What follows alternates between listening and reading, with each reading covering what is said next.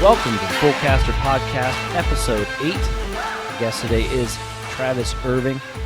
If you're a frequent runner here at SoCal or here at Cal Speed specifically, you can't miss this guy. He's a tall guy. He's a big guy. A Masters driver now for a good bit, and we're going to have him on just a wealth of knowledge, where it be, the karting thing, or I know he's done some car stuff. We'll get into that. And kind of a tuner extraordinaire, if you will. Really knows how to do the ins and outs, but he's a hell of a wheelman as well. So plenty to talk about with Travis, but as usual, we'll jump into our current events, Derek. And, I got to tell you, I'm pretty stoked. Racing is rolling again, baby. Yeah, Racing is rolling again. I'll say this. So we're recording this thing here at the ass end of May. Was like the 27th or something like that. And unfortunately, so we were really hoping that one of the first events was going to be Pro Kart here at Cal Speed. And unfortunately, we are still on a pause button here at Cal Speed. The good news is that we are actually still going to have a Pro Kart race. It's going to be at Willow. Right. And obviously I'm stoked because that means I'm going racing again. Yeah, for sure. Really, really happy about that. But that's not the only place that's rolling. Actually, Adams has had like some fun races, I think, lately. I think just this last Sunday they had like a 100cc race or like a KA they had a Rock senior or whatever. senior race. But that's going on. And then this weekend, actually, Tri-C is hosting a endurance race at Adams on Saturday, I think it is, on the 30th. Yeah, Saturday night. Yeah. Some 206s and KPVs, I believe. And that's the first time that combo has been a thing, I think. I think they did World Formula in 206 before, but this is the first time the KPV game is rolling. Oh, maybe, huh? Yeah. So, I mean, you got the kind of the fun race, a little exhibition, have a good time. One class only, if I heard correctly, over at Adams. And again, over at Adams, you got the endurance race going on this weekend. But not only that, you've got the California Rock Championship, Andy Saisman's program that they're going to fire things up in June as well, except for it's going to be, oddly enough, in Arizona. They're actually going to roll at the Phoenix PKRA. I want to say the third weekend of June was the 19th, I think it is. They're going to start that up. So, selfishly for me, obviously I'm stoked about the Pro Kart game. Last time I got a chance to go racing was at Pro Kart, Buttonwillow. To actually have things on the calendar locally that kind of gets things rolling again, I'm pretty stoked about it. I think we're both a little bummed out to see that we had to pull the Pro Kart event here, but all things considered, it's nice to have a race on the calendar that we can definitely both go and do.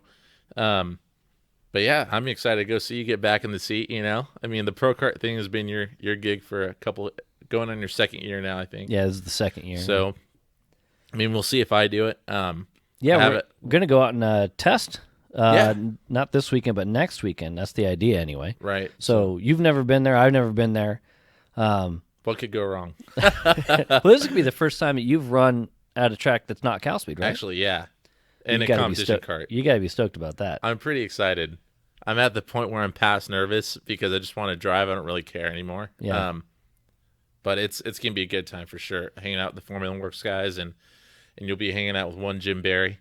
That is the plan, yes. Indeed. And so, and you're going to be doing the 100cc thing out there, right? Now, are you thinking is it just to kind of get in the seat, or are you going to use that as a potential prep for running Pro Kart? I think right now it's just going to be getting the seat. Just with everything going on, I'm not sure if I want to fork up the money for Pro Kart. But I said that before, and about a week before challenge, I signed up. So we'll see how long this whole thing lasts. Yeah, but for right now, it's definitely just go have some fun and get some tuning. I would think that you start cutting some laps and feeling, getting back in the seat, rolling, especially if things go well. Yeah. Like you said, you're rolling with the Formula Works. So you're going to have guys that underneath the tent that you can directly compare to. There's a lot of talent for sure between the owner's son, Alex Saragusa. He's always been a front runner here at Cal Speed and pretty much anywhere he goes. And then Jake Drew. He hasn't done the 100cc this year, but he'll jump in someone's cart, kind of get some data, and we'll be able to gauge off of him too. But no matter where you go, there's always going to pretty much be a good 100cc driver, whether you're under 10 or not. So there's always a good gauge. Yeah, and I mean, having it directly underneath your tent, too, so you can just kind of, hey, what are you doing here? What are you doing there? And kind of gauge things off of that. I'm not sure when the last time there was a race at Willow on the actual track. I know that Willow, Streets of Willow, they've had races there, Pro Kart, a handful of years ago, or 3 or whatever it was. But I'm not sure the last time Willow's actually had a competition karting event, SCOOs or otherwise. And, well, actually, they got some winter stuff maybe a couple of seasons ago. But, yeah, I'm actually pretty stoked to go there. You know, it's, I got a chance to see some video of some onboards and whatnot, people going around it. The track looks like it could be a good time. So looks like we're going to be going counterclockwise. So it seems like everything I've been doing lately is counterclockwise, whether it be Cal Speed or Button Willow or Willow. But, yeah, I mean, having a new track is going to be a hell of a lot of fun. And I'm hoping that we're not just going elsewhere to get our fix, and actually we can go racing here at Cal Speed here sooner than later. Yeah, but seriously. Yeah, nothing concrete yet, unfortunately for us. But going racing over at Pro Kart, I'll be curious to see how many people come out for it. I know that the Masters guys are coming in force. Actually, Travis, our guest today, he actually put a post out there talking about who's going to run, and I've talked to a few other people about who's going to be there. And selfishly, as a Masters driver, I'm pretty damn stoked. Again, I'm hoping to run both 100cc and an X30 Masters. 2 classes of Button Willow was pretty rough on me, and now I haven't driven for. I hear Willow's a little bit smoother though. So. Yeah, I'll have to ask. Oh, maybe not. I'll have to ask Travis about that. But yeah, the thing is that just getting back in the seat and going racing again, it's going to feel good. And like what we actually talked about to Matt Johnson about, the first time you get back in the seat, how sore are you going to be and all that other kinds of stuff. I actually started training a little bit. I got on the elliptical. Yeah, I remember you mentioning that. Yeah. And then I think I hurt my shoulder when Stuff's I did it. So. So obviously I'm in good shape to go do 2 classes. Getting out of bed, you hurt yourself, not training. Yeah, that reminds me of a meme. I heard, I read it. It was my body cracks when I get up, and I'm a little upset that I'm not turning into a glow stick. There's no glow. That's awesome. Anyways, yeah, so that's the deal. We're going racing here pretty quick, and nice thing is we got a guest today that we can talk about en masse about all kinds of good racing stuff. So let's go ahead and bring him on here. Travis Irving, come on over, man.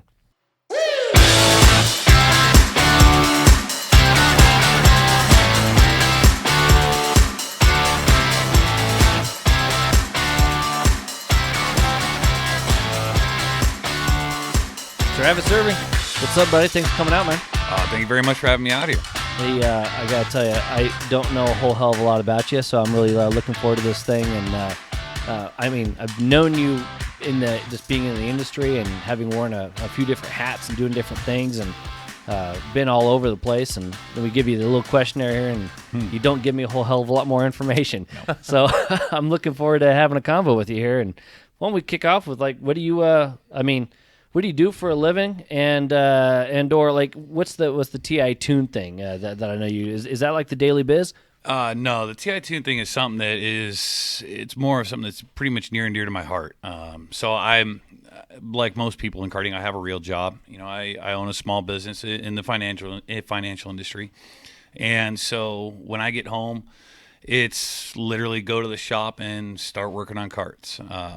I have a 1,200 square foot shop in the back of my house. And that's where Formal Works, they park their rig and stuff there because I have a half acre of land. So it's very easy and simple and secure for them. That way so that all the customer stuff is protected. And then we store a lot of karts there as well for them just to help out the team. But even MRC, their first days, everybody came to the house and picked up all their stuff there because that's where we would run everything out of. And that's how bare bones it started. It started in his garage because he lives across the street, and we moved it over to my place because we went from having 4 karts to I think we had like 18 or 19 karts when we moved into my place. And this is with who now? MRC. Gotcha. So we started that back. It's a Musgrave Racing Company for those that don't know. So that was I think 2011-ish because Billy won in 2012. So it was like 2011, 2012. And we just developed it from there. And I actually originally built the shop because I was doing the NASCAR late models and had my car and a friend's car that we were working on. And it just kind of developed from there. I love it, and I need to be involved in the racing, not just as a driver, but as a tuner, as a mechanic, and like developing and for the guys that see me at the track, they know I like making some weird things that you go, what in God's name is that? Well, that's because I have too much time on my hands when things are a little bit slow. But that's what I love doing, and that's why I have it. So how did the TI Tune thing, Travis Irving tuned essentially, when did the TI Tune thing get started? What was the reason behind you going from driving or whatever you're doing at the time or late models or whatnot to doing the TI Tune thing? Well, I've always kind of had something like that. I had it back when I was 16, when I was doing a lot of data acquisition and mechanicking for some of the Formula 1600 and Formula 2000 teams. And I just used it to pretty much recognize myself, because it's at the same time as I was doing the mechanicking and data stuff, I was still trying to drive. I still had the high hopes to say, hey, I could be a real race car driver, even though I have no check. And it was something just to kind of differentiate myself and continue to brand myself in some way. So as we kind of went along, I just always have liked to have that way, so that I am not, because I'm not under contract or anything with any team or entity. I only support those that I believe have a positive and direct vision for what their business wants to do for the industry, and I align myself with them. And right now that's Formula Works. Yes. So right now it's Formula Works, and I mean, I'm not one of those guys that's been jumping from tent to tent last couple of years. I mean, I've literally been with two people since my return to karting in how long was it? It's been now 6 years or 7 years, I think. And so 2012. So it's been 9 years since I came back to karting, and I've only been with Musgrave and Formula Works. And I plan to stay at Formula Works until Tony tells me to get the hell out. I mean, that's about it. I mean, the guy has... He's told you that, but it's not been official. Yeah, well, he says it. He just won't leave. Yeah, once or twice a month he'll say it, but I can tell he's not serious. He wants it in writing. That's what it is. Exactly. But I mean, when it comes down to it, there's very few people in this industry, I can count them on one hand, that have a vision or an idea, and along with that, a strategy on how to be able to put that in place to really move the karting forward. And they're not here just for their kids racing or this or that or the other. They're here for business and to make racing better. And that's who I try to align myself with. So that's why I don't want people to think, I work for Formula Works or anything like that. I says, no, I'm a hired gun. Anybody out there can ask me for help or anything like that. There's not a single person out there I won't help. I want people to know that there is a way to go racing, and this is who I align myself with and support them. Now, if there's other guys like Stu Hayner or when Two Wild had their thing going, or Francois, that I think that they're going to be, say, better situated for their type of driving or their type of program, I will absolutely make that connection. All about getting people pointed in the right direction. Absolutely. Yeah. I mean, this is karting. I mean, this is a hobbyist sport. This is not a professional sport yet. We don't have the things in place to be able to say that this is a profession or anything of that nature. This is purely hobbyist. So we got to make sure people are having fun and want to come back. That's the most important thing. And obviously, without getting down the old rabbit hole with all the what we want to do for karting and stuff like that. I mean, obviously, we're talking about karting. You're in karting. How did you get started in the game? You say that you're taking a little bit of time off or whatever. Maybe we can go up like we like to do, get some origin stories going here. I mean, I had mentioned earlier you're a Masters driver. I think most of that might be because of your size, not being a small dude. But how old are you? He's been a master since about 20. Yeah. Oh, so Thanks, sorry, Derek. that was a look. Well, I mean, karting really started. I mean, I was 6 years old. I got my first kart at Christmas, like most kids. Didn't really start driving it till the summer, and it was my dad's Bug Spider 2000 on a 4-stroke. And it just started from there. I mean, it's literally been, from that day forward, it's been 100% about racing.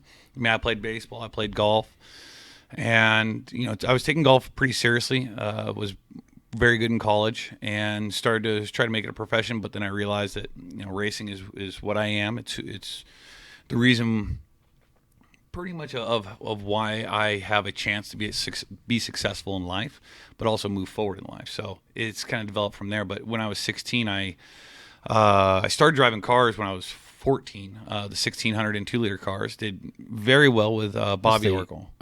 Open wheel stuff. Yeah, so it's Formula Ford 1600 and Formula Ford 2000, which I think it's called the USF 2000 series now. And I mean, I followed some of the greats, and there was a lot of really, really good guys that came out of that series, and stayed with it for a number of years. In fact, most of my family either owns cars in the series or competes in other series. As far as IMSA, Formula Ford, late models, it doesn't matter. I probably have a family or a close friend that owns a team, and it's just developed from there. So around 16, I decided to stop. There's some family issues that kind of led to it, but it was really time to grow up. Well, so we're at 16 already, but you said you got started in a bug chassis at 6. Yeah. So I was as cadet at that point, right? It wasn't necessarily kid carts. Oh no, it was cadet. Cadet. Yeah, there was no such thing as kid carts then. Yeah, and that was, you said what year? 91. Okay, so okay, you're right in that same ballpark as Matt Johnson and those guys. Oh yeah, I think. Yeah. I mean, Matt's a little bit older than me, but I remember I grew up watching him, his dad, his uncle, all race. I mean, that's where. I mean, I get some of my best memories at places like Adams, because that was the first track I ever drove. I was watching Mike Johnson, Ron Charteau, Philip Kopp, David Dotson. All the dads and tuners now. Yeah, the dads and tuners now. All the guys that were, the somebody back in the day. Ariel Jimenez's dad, David. Right. He was unreal around Adams. Even Sean. God, he's gonna kill me when I forgot his last name. Go Racing Magazine. Beer.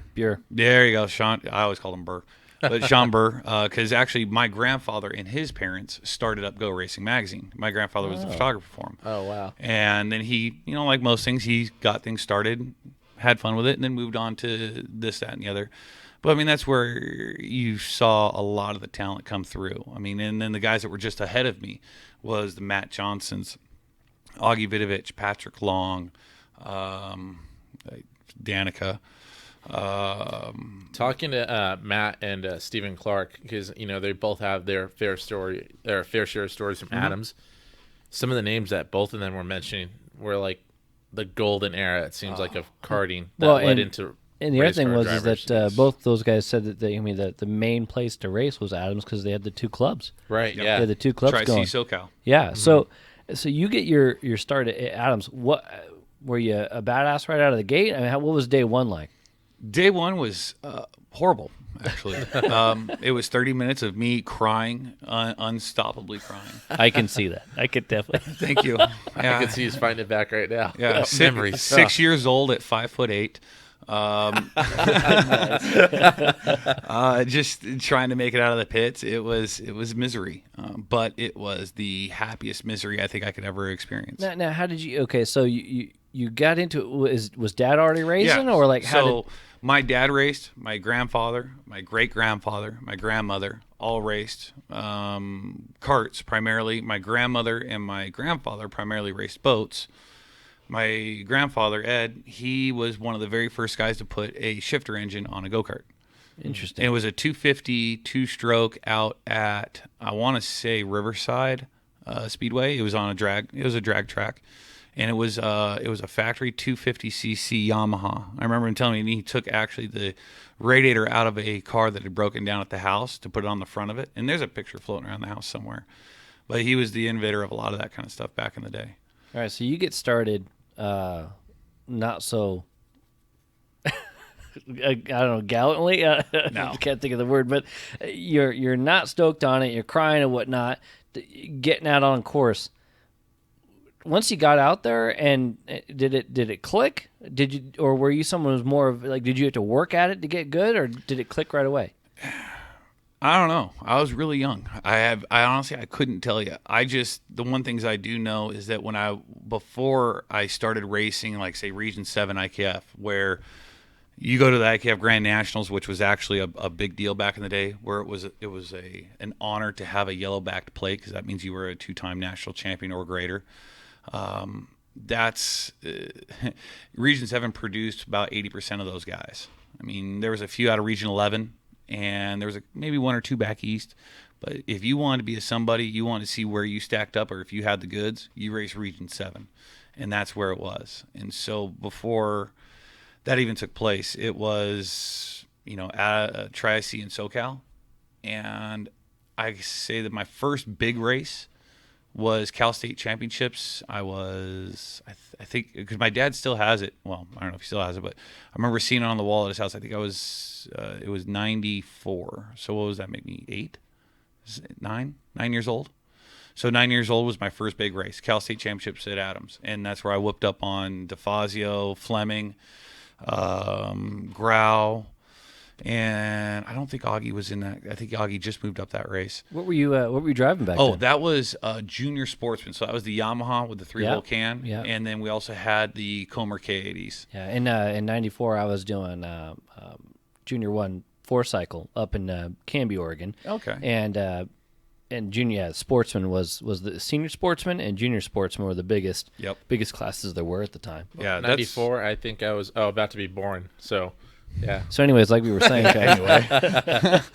But yeah, that's when it all kind of started. And really, it was Carl Woltjer, Daniel Woltjer's father, that gave me the big break, because Daniel wasn't even really into racing at that time. Neither was his brother Gary. It was just Carl and his wife Opal, and Carl was one of the best. And I just happened to have a Woltjer engine. I mean, we only had the one, and we were in a predominantly. This is where most people don't remember, but Pitt's Performance, when Doug Fleming was running it, was a powerhouse. You had a Pitts engine. That's what we heard, yeah. You had the goods. I mean, that's just the way it was. And we were one of the few that had the Woltjer engine in the cadet class. And it was, and I believe it or not, I still have that engine to this day. It was the very first engine we ever bought, and I'll never get rid of it. It's one of the old style cylinders, and things fast. So that's how it started. I mean, really, Carl Woltjer gave us the attention that was needed to really kind of move us forward to the next step. Were you pretty competitive as a kid too? Horribly. Were you? If I didn't win, I was pissed. Gotcha. So nothing. I didn't changed. know if it was at this point where it was more your dad kind of pushing you, or you wanted to go do it. Oh no! My dad pushed me real hard. Right. I ain't gonna lie. Oh yeah. But it took pretty well, it looks like, and he might have pushed you, but you had driving in and of yourself. Oh, right? Absolutely. It wasn't anything that, he pushed me 100%, but he, like any good father, he pushed it because he saw what I wanted to do and what I was capable of doing, and knew that if I didn't get it done, it was not because of this, that, or the other. It's because I didn't try hard enough. And that's the way I am with my daughter, and that's the way I am with any other driver, is that I do not accept the words "I can't" ever in my life. If you say the words "I can't," you better get away, because I'm going to cup check you here in a second. So that's why Alex Saragusa, he knows if he says the words "I can't," he immediately turns to the side, because he knows he's going to get a cup check. That's a dirty word in our pit. Awesome. So you get started doing the junior sportsman stuff, all that kind of thing over there at Adams, which, as we talked about, is the hotbed of karting in the 90s for sure, and with 2 clubs running there, etc. How long? I see at 9, you still have a couple years of juniors to go. There, were you hitting championships? I mean, obviously you say you're very, very competitive. You're doing well. First big race there in '94. Are you winning out of the gate there against some of these cats you're talking about? Yeah, no, and that's where that was kind of the funny thing, is that after that state championship, we were a front runner. It was top 3 every weekend, and I call him my arch nemesis because we all have one, but he's still my arch nemesis, just like Scott Speed is. If I ever see Scott Speed, on the track, I will go for him. And even when we've played golf, I truly want to beat him. But it's the same way. Colin Fleming, Doug Fleming's son. It was always between Colin and I. Every race we would do, I can't tell you how many. And I just cleaned out my shop, and I found I got thousands of pictures. I'm going to say 75% of them are with me and Colin. I actually just saw. I was actually looking at your Facebook page, getting ready for the episode here, and I saw an old Go Racing magazine. I don't know what issue or whatnot, but on the cover, it's you and Colin going into the corner. Yeah, that was, I believe, Santa Maria, I think is what that track was. Because I remember when that came out, that was the first time I'd ever been on the cover. I was like, oh, I'm cool now. I just liked seeing my name in print anywhere. It's on the cover. Well, and back then, I remember the Cameron Jocelyn episode. He's like, Go Racing was how you measured against everyone else. You'd hear about the East Coast drivers, and they'd hear about the West Coast drivers. You'd get to see all these top dogs that you've read about at the track sooner or later, and that's how you learn about them. It was a thing. I mean, you'd have, I want to say his name was Greg, Sean's dad. And my grandfather would literally just walk around and hand out magazines. I mean, this is what, believe it or not, for the millennials that are listening to this, there was actually things on paper handed to people to read that were not connected to The only thing a I've phone heard chart. printed is the Bible, so I don't know about Well, anything else. yeah, They've actually been this is going close. doing it And for a that's while. actually books on tape now. On tape. Yeah. Wow. Not even on. You know, that actually lasted into Podcast? What's that? the whole print deal though, and it rolled into the 2000s pretty good. I mean, I was a track manager, if you will, over at Kart Indoor Racing Center in Tigard, Oregon, and dude, when the Go Racing mag showed up, because I started doing tag racing in 2006. I was in my early 20s, and I was trying to, who else is figure out out there? where to go, what to do, exactly. what's going on, you know. Even though, I mean, the reality was I didn't have the funds to go and do any of that kind of stuff. The relatability Right. of seeing that karting is big in SoCal, and as you say, Region 7 was still big in the early 2000s. But so you're doing pretty damn good. You got, as you say, a bit of an arch nemesis, a rival in Colin. You guys all friends and hanging out, yeah? No, and see, here's the weird part that most people, especially nowadays, don't understand is that what would happen on the track would stay on the track. The minute you cross the scales, who cares? Well, I'm not joking you. There would probably be 10 to 12 of us would pile in a van at the end of the day, and we'd go down to the slick track, and it was our goal to see how fast all of us could get kicked out. And it didn't matter what happened on track. I mean, I'll tell you, one of the best memories of that is when I completely pile drove Colin coming out of the small Monza at Adams. He goes, so you go through small and little left, and then you got the right for the little bus stop. Well, he kept swinging out, and I says, well, you're going to swing out. My dad said that if you're going to open the door, I got to walk through it. Well, I walked through it, and I swear I broke his toe. I mean, Colin cried more than I did at those times because we were just little kids. Right. I cried my fair share, but he was a crier.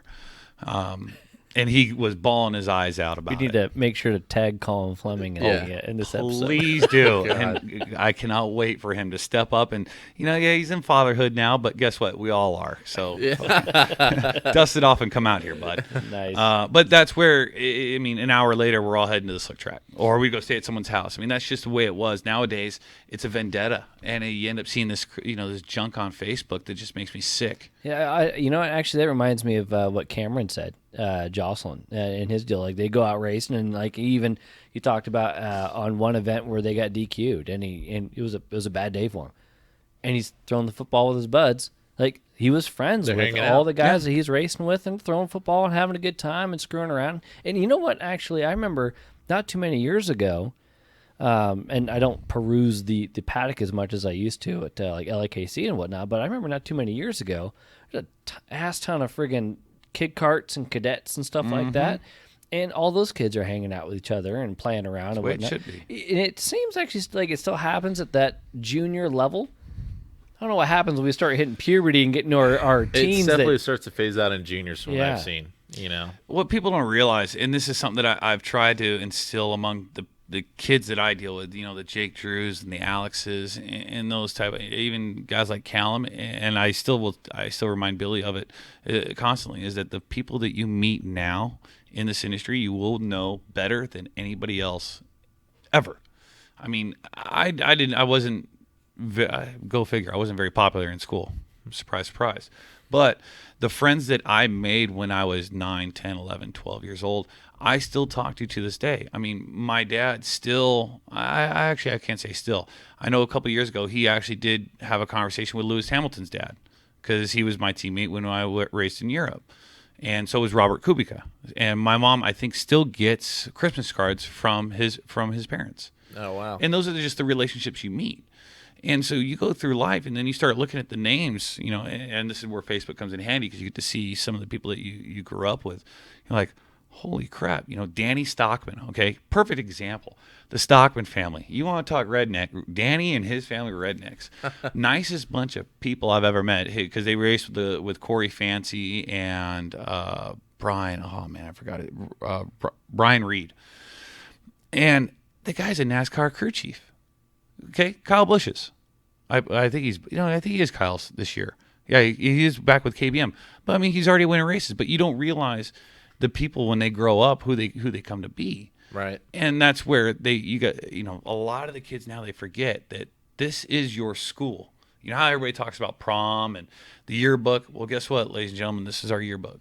This is how you remember things. You got to conduct yourself accordingly and keep in mind, just because what happens this weekend, it's going to affect you in the weekends coming forward. So kind of like what you're saying is that it's all the other things that you get, and it's not just the competition. It's it's all the other values and things that you learn and things like that while you're here at the track. Yeah, I mean, it's a little bit odd to even say it out loud because I don't talk about it often, but it actually, I'm not going to say it chokes me up, but it kind of humbles me a little bit, and really, it makes me sad.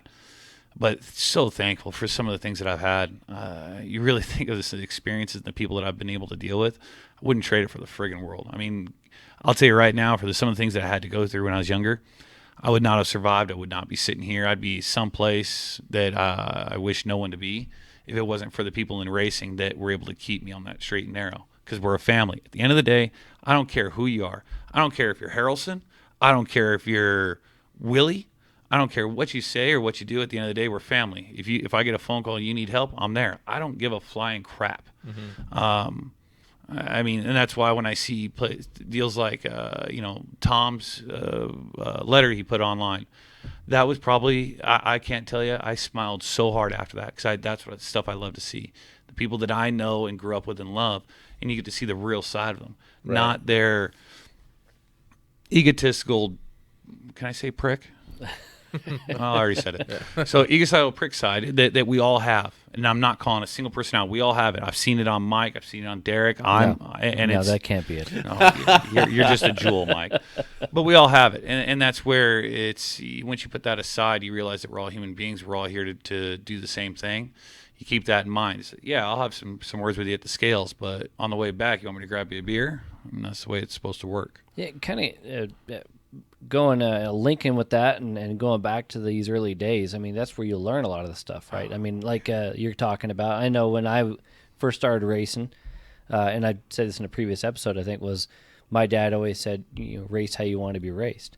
He was a big Mark Martin fan, Alan Kawicki fan, kind of underdog, if you will, but right there, right? Yep. And but it was always race how you want to be raced, mm-hmm. And not only that, sportsmanship was a big deal.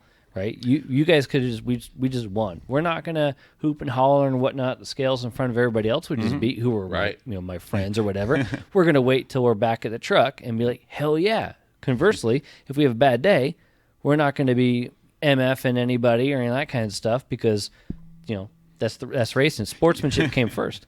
You mean act like you've done this before? But no, I caught the very end of it. But when you mentioned Adams. So I did that little fun race on Sunday over at Adams, the 100cc deal. Just this last weekend. Yeah. I'll tell you, that was the coolest thing because I'm sitting there and I'm listening to Troy. And I've known, Troy since I was knee-high to a duck, so it's been a long time. And he had his little driver's meeting, and it's probably the greatest driver's meeting I ever heard. It was pretty much no blood, no foul. And and I'm paraphrasing, but I'm going to say some of the key words that I remember.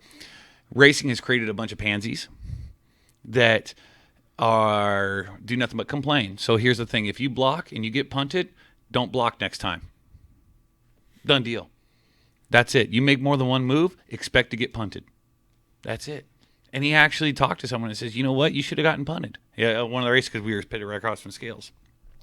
That's the racing we grew up on.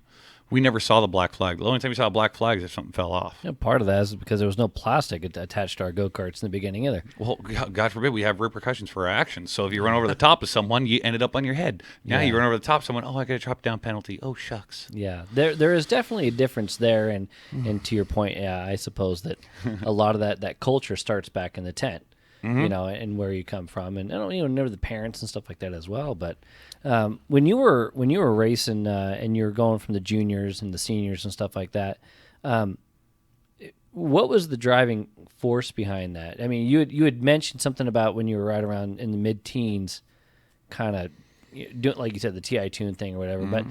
But how do we go from a front-running cadet into your early senior years, and like we're talking about in the shifter stuff, because that's what I kind of went. That was what I did in seniors. I didn't do much. Were you a big kid? I mean, did you have issues with the weight? Yeah, I think I've had weight on my cart 3 times in my life. Right.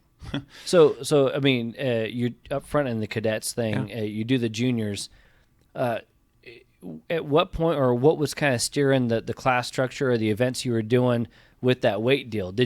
And I know that actually some people got waivers to move up early and things like that. So I want to say you were one of the earlier dudes. You and maybe not the right time frame, but Tyler Brooks. I remember Tyler Brooks getting a master's or quote heavy program for road tax. I ruined it for Tyler. Oh, did you? Yeah, I ruined you know how they have the whole rule of where you got to be 200 pounds or over 30. And now it's like, who cares how much weight, you just got to be over 30? That's my fault, sorry. Yeah. They changed that rule for me after 2006 when I won SuperNats. Was it 6? Because 6 because Crow won in 5. Because I swore he ran Masters at 07. Rotex. Oh, in Rotex. For Grand Nationals.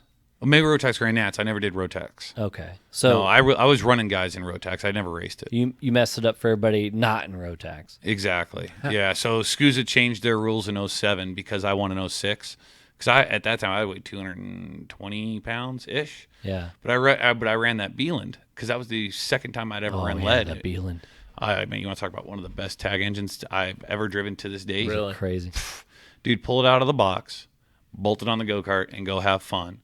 You never change the jet. You don't have to worry about the gear because it only goes to 12, like 11, 8, 12, Why 1. can't we bring that back? Something savvy dude, for me. Derek's like, Jesus. the less tuning I got to do. Yeah. Oh, God. I'll tell you, it was actually cool. I mean, and here's the problem. It's just like the 206s. Right. Once you go to rebuild it, okay, let's lap the valves, let's do a little this. Yeah, Let's, yeah. You're going to tell people Some like, tricks start coming out. yeah, you're going to tell these engine builders, okay, you guys got to keep it within the specs. Come on. Steal one from Mike on that one. Nice. That's where it comes from. So it's at heart, it was probably the coolest engine. Oh man, that thing was so much fun. So we actually I did it myself. We kind of skipped ahead out of my question there, but so just tell us a little bit about the cadets to juniors to seniors, and then as you mentioned something about taking breaks, etc. I mean, really, there was no break until I hit 16. It was full tilt every single weekend. Like I never went to high school. I was independent study all 4 years, and I did independent study my last year at junior high as well. Where is this like in For an racing. effort to go? Yeah, Race car driver. yes. So and at that time I was doing very well. I was doing much better than I should have.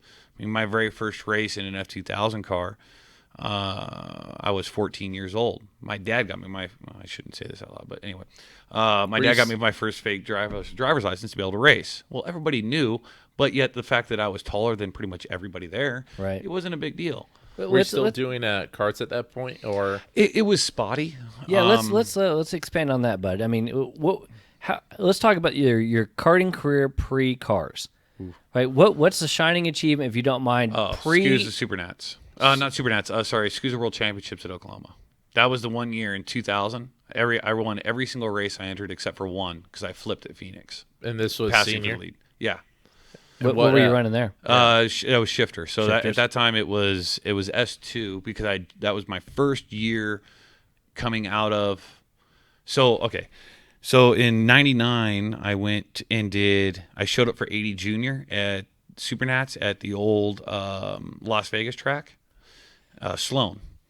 And I was 35 pounds over. It wasn't happening, Captain. And I was driving a Haas for Bobby Orgel because that's who he was racing for. And when we went to qualifying, they gave me the waiver like an hour before qualifying to run 80 Senior. Well, lo and behold, AJ Allmendinger, Joey Hand, Ron Emick, Brett Buckwalter. Never heard of any of those guys. No, I bet you never have either. Nice. Okay, I'm Brett Buckwalter, by the way. That's a name I have not heard in forever. And that's a name I hope I don't see on the entry list anytime soon because he's damn good. Along with the Joey Hands. I mean, there's for every driver that's come out of karting that everybody thinks is good, there's 10 more that are probably just as good or better. And and there's no dig to Joey because Joey's a freaking amazing. I mean, what he could do with a go-kart is a magician. But when I get to race against those guys, and this was on Speed Vision, which was Speed T. What is it? Speed Channel. Speed Channel now? Yeah, I think. Okay, so it was Speed Vision back then. So I actually have the video somewhere. That was the beginning of understanding what was real. I mean, that's when the Red Bull stuff started happening. That's early days of shifters in general. That was so. You know how they just put up a picture of Alfonso Ribeiro doing that? Okay, yeah. That is the same weekend. Because I got to race against Alfonso the following year, and that's when Gary Carlton, Kyle Martin, and Oliver Rowan were the three dominant track magics that were pretty much stirring the pot, because like now, Gary was already mixing it up back then as far as whooping on everybody. But that was the beginning of my shifter deal. So it was, I moved from 80 junior, 80 senior. I qualified top 5. I had never gotten off the line of a shifter before in my life. I never even tried before until the first heat race.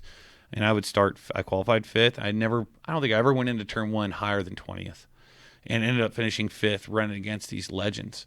So the following year, I didn't do 80 senior. I went straight to 125 and did S2. I was still 14 years old. I didn't know what I was doing.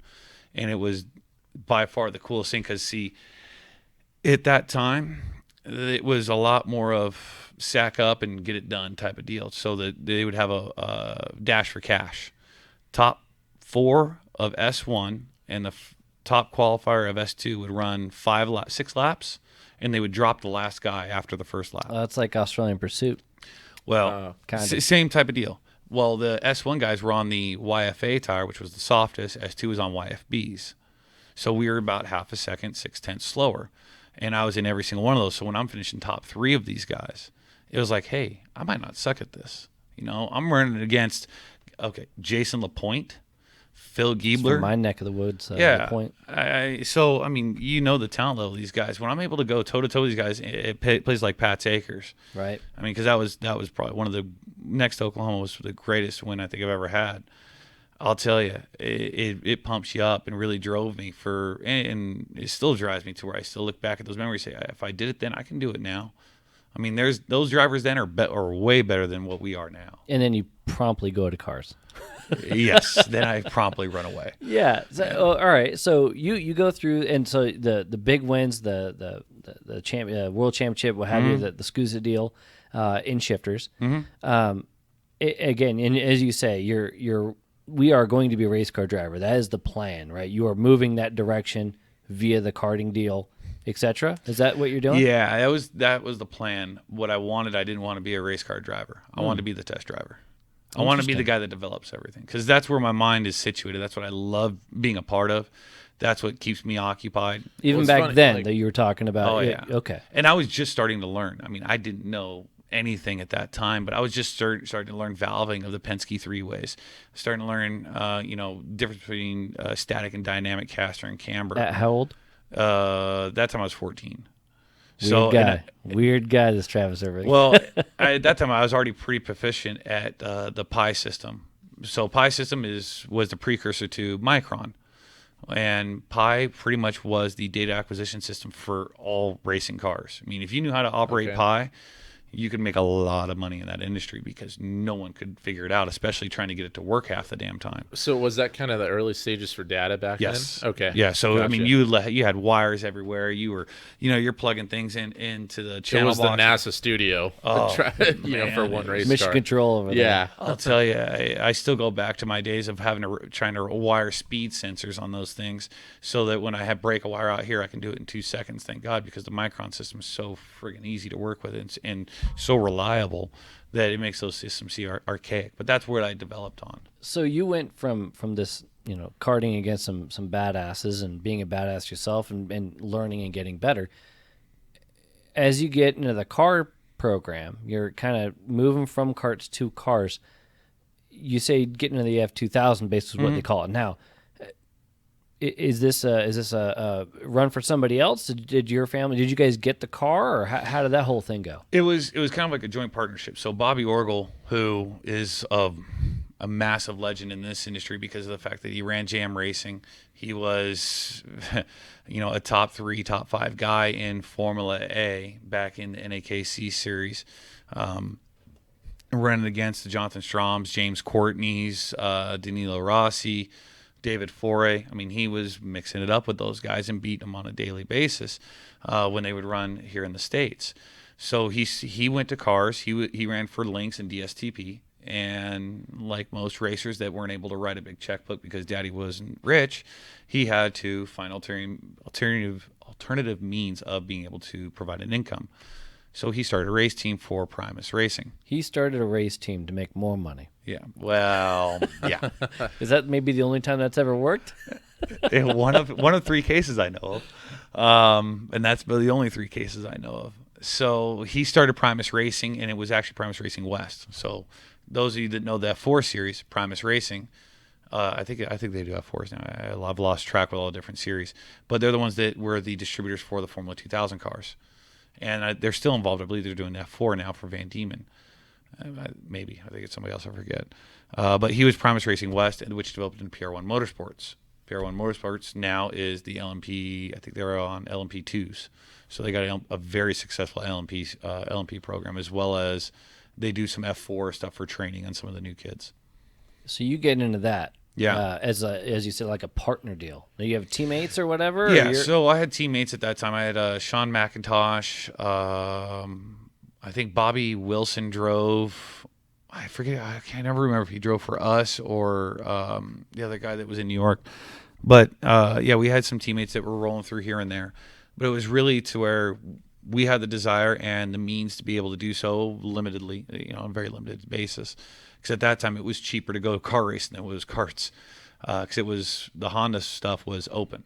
It was run what you brung. People like Mike Speed had pretty much destroyed. Mike Speed and Rainey of Sweet Tech destroyed everybody else because they were on that whole nother level and developed things that were, F1 like. Let's put it that way. And so to run a full season of karting at that time, which was 8 to 10 races, you needed $200,000, $250,000 a year. That's what you needed. Unbelievable. I mean, luckily we didn't have to pay for, I'm not going to say probably around half of that because of the sponsorships, because I was driving for Top Kart with Bridgestone support, all that kind of stuff. So a lot of the big budget stuff was taken care of, but the Honda stuff, it wasn't. So to go to cars, it wasn't that much more. It was actually cheaper to do that. Did you carry any of those sponsors from karting into the cars? I did. Grand Products helped out a little bit because that was before Mike Tetrell got involved, and back when Charlie Pistoria was still the owner of Grand Products, and really supported his drivers, because at that time it was Jim Giacomelli, Adam Pecorari, and me. We're the only 3 guys on Top Kart on the national level. And some people might recognize Jim Giacomelli as J3 Racing, which is CompKart.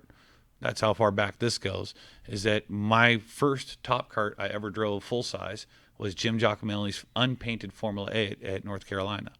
And that's when I drove Valiente's, Danica's, and it was a Margay, Strom's. No, Toby Stewart's. Because we were getting ready to go from junior to senior. And that's where it kind of develops, is that you start seeing those kind of deals, and that's how it kind of transitioned over to that stuff. And how long did you do the Formula 2000 stuff? 01 to 03 is when I raced full season. I actually didn't end up finishing the 03 season. I ended it with a really big shunt in Virginia. It was a crappy deal because it was raining and miserable. But that was my last run. And then I did, I think, maybe 2 or 3 races with Dave Freitas, because I was helping with his program doing data and driver coaching and mechanicking at that time too. Where's the Europe thing come in? Europe, so that was when I was 13. Okay, 12, still in 13. karts. Yeah, so that was when I was in karting. Yeah, so that was when I was in junior ICA. And that's when, so I just moved to junior ICA and was doing that. I did the Margutti Cup races for Top Kart at that time, back when Top Kart was pretty much double the size of what Tony Kart was. I mean, Top Kart was the chassis to be on. And we've been with them since cadets. Wow. Yeah, I mean, you want to talk about, I mean, you should see some of the pictures. I mean, there's a guy on Facebook that does a lot of the nostalgic stuff. If you didn't have a Top Kart, you probably didn't finish top 10. It was massive, dude. It was, and they had the program. They had a fantastic program. They had a very good people. They were a part of that. And some of the Italian mechanics now are still remember those guys. I mean, I still actually have the jacket. So my guy was Massimo Fellini. He was the head of the kind of like all the mechanics and the engineering side for Top Kart underneath John Bussell, I think, who ended up going to Aero Kart later on. But he passed away probably like 02, 03, and I still have the jacket he gave me back in 98. I think it was 98 or 97. And a lot of these guys still recognize him. I mean, still know that name, like David Foray and his I think it's his stepfather, Simone. So you see Simone Foray, he is one of the mechanics for a karting team. I think it's Energy. Well, I think it's his stepdad. Don't quote me on that. But he remembers me from cadets to this day. Martijn Koene from Koene Engines, and everybody knows that guy because of the race team he had on the West Coast. He was the massive engine builder of Formula A, Super A, and JICA Vortex engines. He was Mr. Tony Kart back then. And he had a huge following in the U.S. because he had very good relations with Jean Marchioni and Bobby Orgel and Alex Barron that were all the big-time racers out here. Well, Martijn and our family became very good friends, especially when we went back to Europe. So he was the one. That's the only time ever I got to do one session on the Bridgestone special tires. That was like 1.2 seconds faster, but you were never allowed to take them to your pit. They stayed at the grid. Who's cool? But that's where it all comes. I mean, you start going back to that stuff. I mean, now we're talking. That's nostalgia. But that's where the Europe thing came in, and that's where I met a lot of good people, a lot of great people that have been very supportive of me and have always been there to ask any questions or anything like that. And it really helped me bridge the gap between the knowledge and the abilities of people in the U.S. versus what's available in Europe. So, I mean, getting a chance to go and do not only nationwide, doing the top level stuff here in the States, going over to Europe, going ahead and racing over there, and then obviously moving on to the car stuff, doing the cars for a few years, you got a chance to essentially feel that ladder, if you will, all the way up into the beginning rung of the open wheel stuff. And you have a shunt in Virginia, as you say. Is it VIR? Yeah. Yeah. Is that where we hit pause? I mean, do you have a situation where you're out of? Are you done with cars because of the shunt? Are you done with? Why didn't you finish out that season? That was more of a financial deal. That was the last one. A couple weeks before I was in Mossport, and was it Mossport? I just know it was a freaking race in Canada because it was the first time I ever seen snow. It was on the side of a trash can. Turn 2 downhill. It was top of second, bottom of third gear in the rain. I was on top of the board by like a second and a half, 2 seconds. And I went off 3 sessions in a row in the exact same spot, in the exact same tire tracks, after the checkered all 3 times, and killed the front nose just because I was on that ragged friggin' edge. After the checkered, though, Travis. Doesn't matter. Everyone's got to win. But and that's fastest cool down laps coming out of Travis. But that's the way my head works. Is that after the checkered flies, I've already used up all my brain power, so it's just zoning out, getting in, and on 2 of the times I was on the radio, so that doesn't count. But it was one of those deals where it cost us a lot. It was like a $15,000 weekend just in crash damage, not counting at that time the amount of tires that we were going through that were $1,800 a set. I mean, we walked away from Indianapolis one year with like a $12,000 tire bill because we kept bubbling up the tires. Jeez. So it was just a culmination of me learning the unfortunate expensive way. And well, it's tough. I think any driver in your scenario, whether it's crash damage or it's going through tires, it's going to be an expensive weekend. Yeah. And there's always going to be that learning curve. Yeah, and that's the thing is that I learned, I'll tell you, so those lessons, I mean, I remember it so vividly because I'm one of those people to where I don't believe in mistakes, ever. Mistakes are just opportunities for learning. 100%. I am okay with people screwing up or doing stupid things because that's how you know which direction to go and how to do it the right way. Well, I'll tell you right now, I know how to do it the right way. Why do you think when everybody gets pissed off when I pull out of the pits, I cruise? I don't do my parade laps at full speed. People get annoyed. It's like, oh, you get tires. I was like, no, you don't. Come on, man. It's 137 degrees outside at Cal Speed. Really? I literally do the exact opposite. Oh, yeah, dude. You're full wood trying to win. Yeah, and then I'm hanging out here cooling them back off all the way to the top. Yeah. Ass backwards. Yeah, dude. And what's funny is that, the one that's identical to the same way as me is Crow. Because we've learned the same ways. He does chill quite a bit, yeah. We just chill, and it's more of a mindset thing to where you got to be able to flip that switch. You got to flip the switch to where, okay, I'm just going fast, or okay, it's go time, get the hell out of my way, I'm coming. And that's why, you see me when I'm doing my testing, I'll go do 5-10 laps, and I'll just do a little drive-through through the pit. It's like, okay, reset. It was a good session, good laps, okay. I know I got to work on these 2 sections. I need to get my foot off the effing brake and let the thing roll a little bit. Okay, you got 2 laps to get it done. because that's what my dad would say. And go out there, and I will usually run faster those 2 laps than I did all session, because that's the way my mind is set, is being able to flip that switch into go time, to where a lot of these guys need the warm-ups and this, whatever. Tough one, this guy. Tough one. Oh, man, you don't understand how bad I'm wishing for these pro race weekends to be like, show up, you get a 2 15-minute warm-ups, and then straight to qualifying. He wants what NASCAR just did, where there's no practice, no qualifying. We're just going racing right now. That was pretty cool. Was it Darlington that did that? Charlotte. Is it Charlotte? I think it was Charlotte. Maybe both. For how much data they have on those things, they're not doing much. I mean, the more practice they give, the more time the mechanics got to work for the guy to friggin' crash it. I mean, that's what it comes down to. I mean, in karting, it's just to spend more money, make other people, spend more money in tires, spend more money in this. Well, maybe at a level, but I mean, for a lot of these drivers, they need the time on course. Right? Well, then don't go to a pro tour.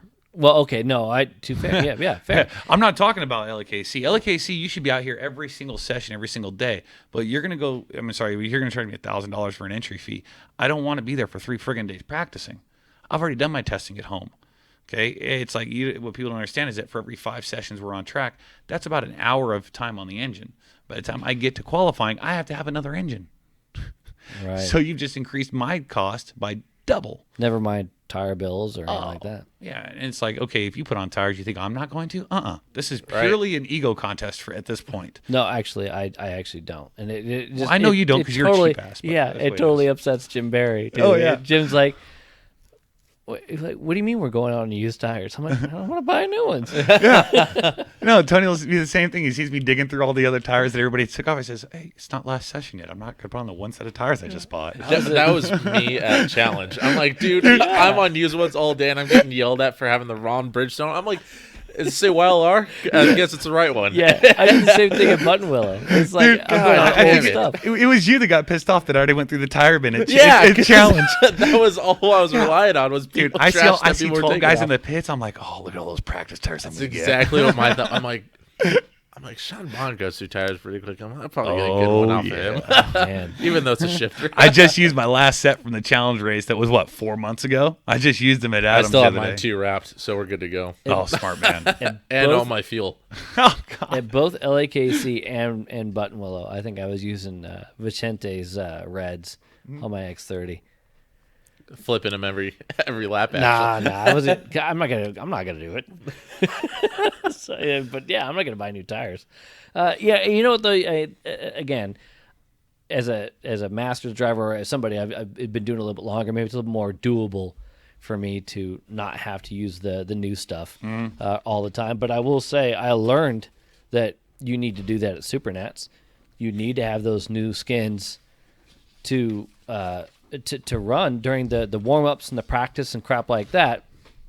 But at the end of the day, if you don't have the right stuff or you don't have the right stuff to do the test or the if you're trying to set up change or whatever, you're hamstringing yourself a little bit, right? Because if I'm trying to get ready for quali, I should probably put new skins on so I can tell what we do. And I did that at we weren't planning on running, but Pro Tour here when I was doing 100cc senior.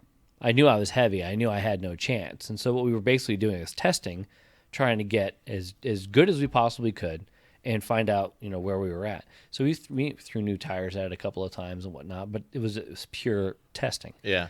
And we got within about a half a second of the seniors, and we were, 20 plus pounds heavy. And we're like, all right, well, that's as good as we can possibly get. There's no chance that we can go and run with those guys. Mm-hmm. But if I'm inside of a half second of the seniors, I'm feeling pretty damn good about it. For sure. And that's where doing the testing the right way matters. And that's why you got to go to those races with 3 sets, because if you're putting on the same new tires the same as everybody else and you're running right with them, you're on the right track. But if you're putting new tires on at the same time as them and you're down a half a second and actually at weight, something I'm not familiar with, then yeah, you're going to be in trouble. You got to do some homework. Yeah. If you're out there running the same lap time as everybody else and you're the only one on new skins, yeah. You're behind the 8 ball. But see, that's what the regional stuff is meant for, is to teach drivers on what the thing feels like on junk tires and know how much better, because most people don't. I can almost guarantee you that most drivers don't know that when you put on new tires, yeah, the whole car gets better, but if the thing's just a hair loose on old tires, it's going to be a hair loose on brand new tires. You may not notice it because the tire is band-aiding the issue, but you are not going to be carrying the speed that you would normally be able to. So you can practice on old tires all you want.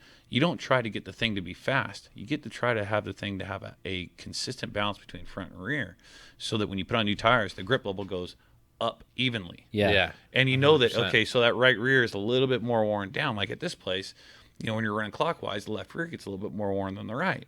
Well, if I'm going through all the right-hand turns and she's just a little bit loose, but it's on all my lefts, it's, cherry, I ain't touched it. That's practice day all day right there. So we'll go out here and run on practice day, and one of the only changes we might do tire-wise is take the left rear, put on the right rear, and so that's exactly. it. Okay, I know I'm a little bit looser this direction than the other. Well, that tire probably is worse than the other one. You don't have to go wholesale change. I don't need to make a chassis adjustment. Right.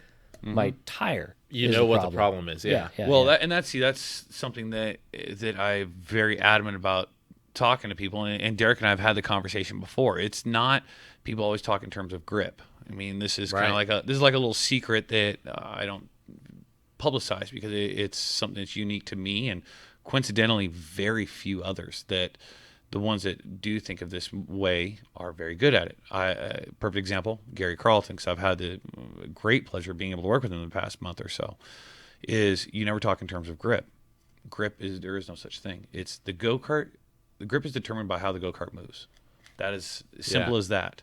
So, and believe it or not, the one thing that listens in your life is, and this is, I do mean in life because nobody else listens to me ever, especially not my kid, is the tires. Tires do what they are told to do.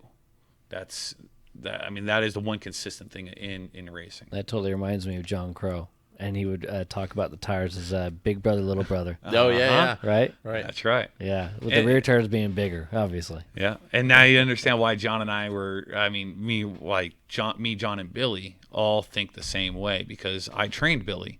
Well, John and I come from the same experiences to where you don't make a change to get grip. You make a change to make the car do something different because you need it to do something different. So if you're going to the turn and the thing, is a car analogy. You go into the turn, you let off the throttle, and the thing just dives really fast, just plows it onto the outside front tire and then pushes.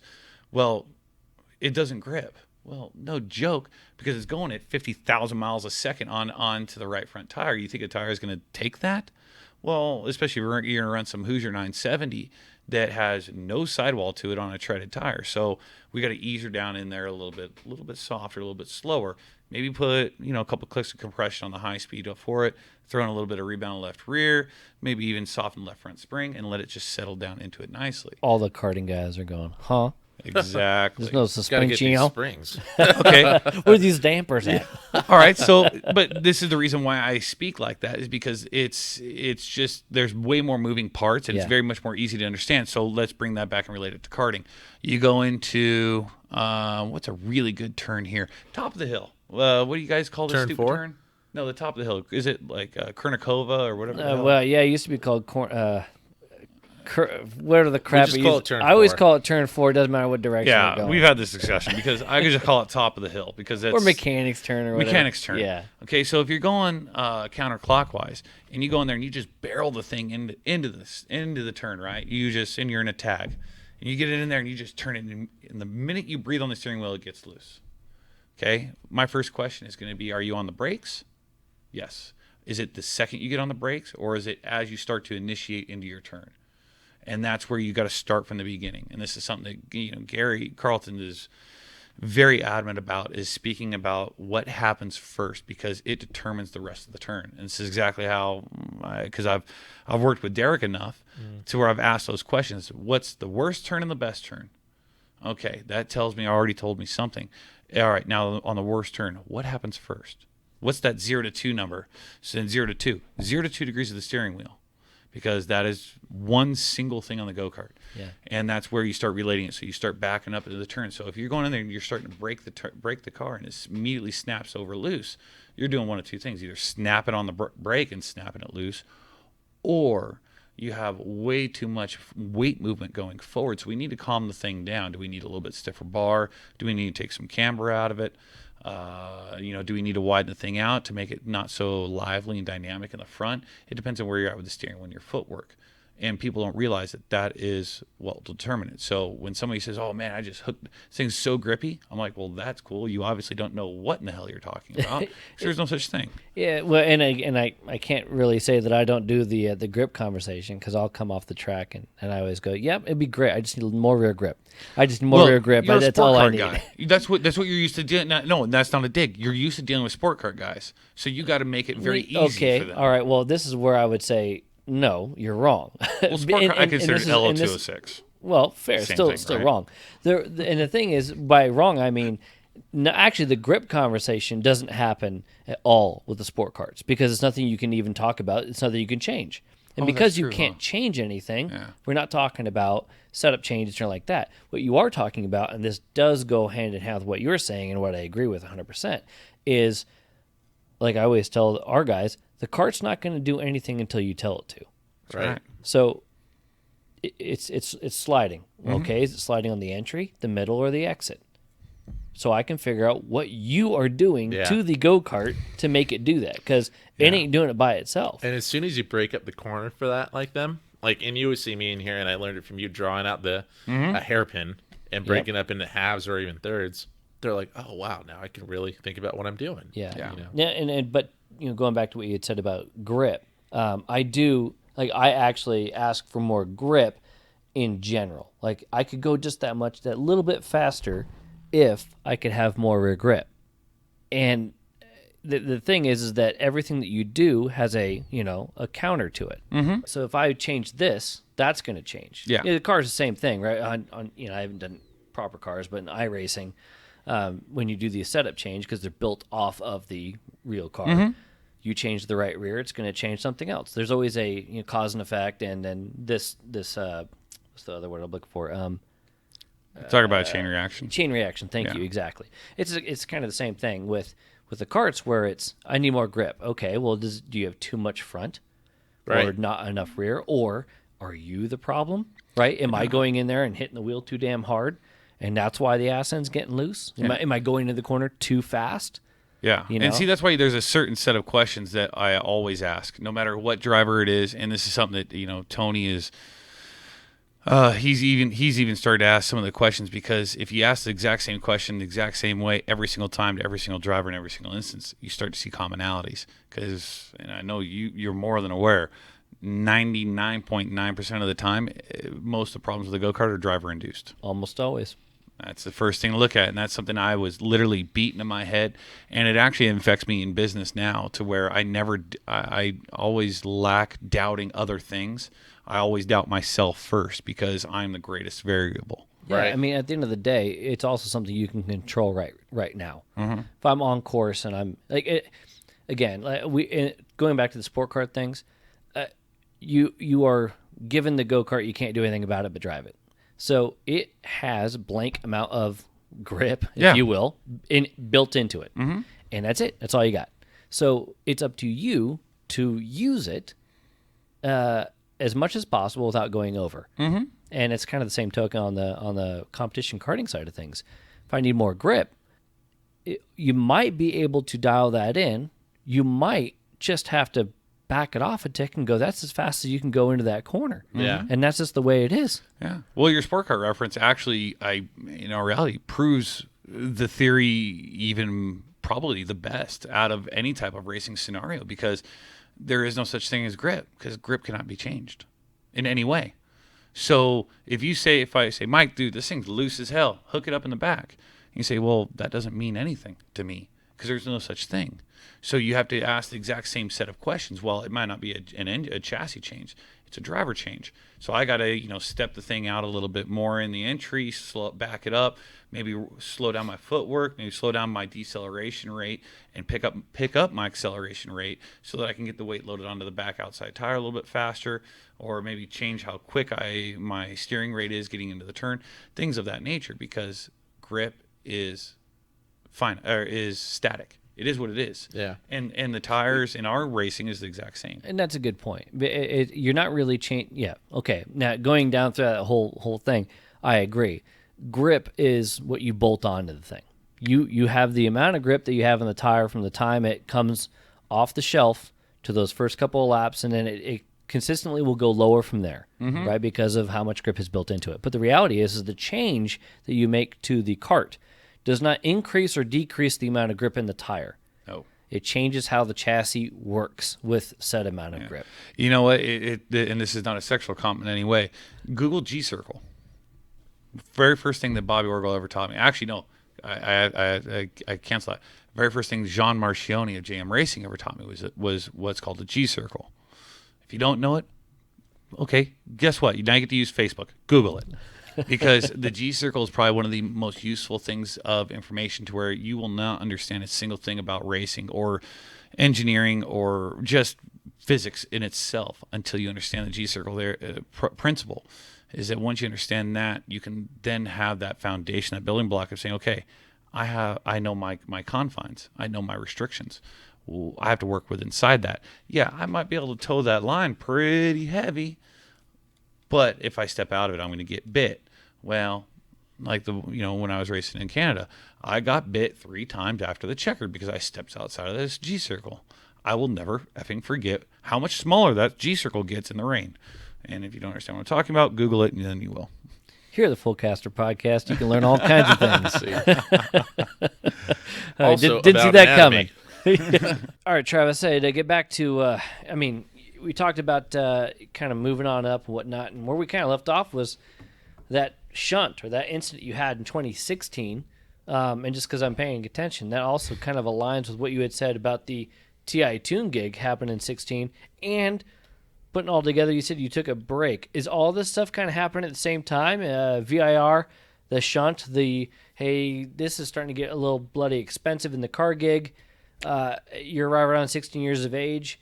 Not only can you maybe the financials, etc., you were talking about going and trying to be a race car driver. All this stuff happens. Is this kind of a turning point for you? Yeah, I mean, it was the culmination of a lot of different things happening all at once. And it was the smack upside the head saying, hey, guess what? You may be young, fast, and not retarded, but you are extremely fallible. And racing is not going to always be there. Well, actually, let me correct that statement. Racing will always be there, but are you going to be able to pay your bills doing that? Well, and it may not be the way you want it to, right? Exactly. I mean, if I've got to rely on certain instances in racing to be able to pay my mortgage or my, at that time I didn't have a house, am I going to be okay with that? I mean, because I'll tell you that crash, I remember it so vividly because it was probably the first time, and I had flipped and crashed in racing probably over 2 dozen times. It was the first one that kind of woke me up saying, wow, that hurt. But yeah, that's what it was. It was the wake-up call. It was a wake-up call to say, hey, guess what? You're not 10 years old anymore. You're getting close to having to be a responsible adult and having to pay bills. And racing's fun and it's great, but the chances of true success are slim to none. You may make it, but what are you going to do if you don't?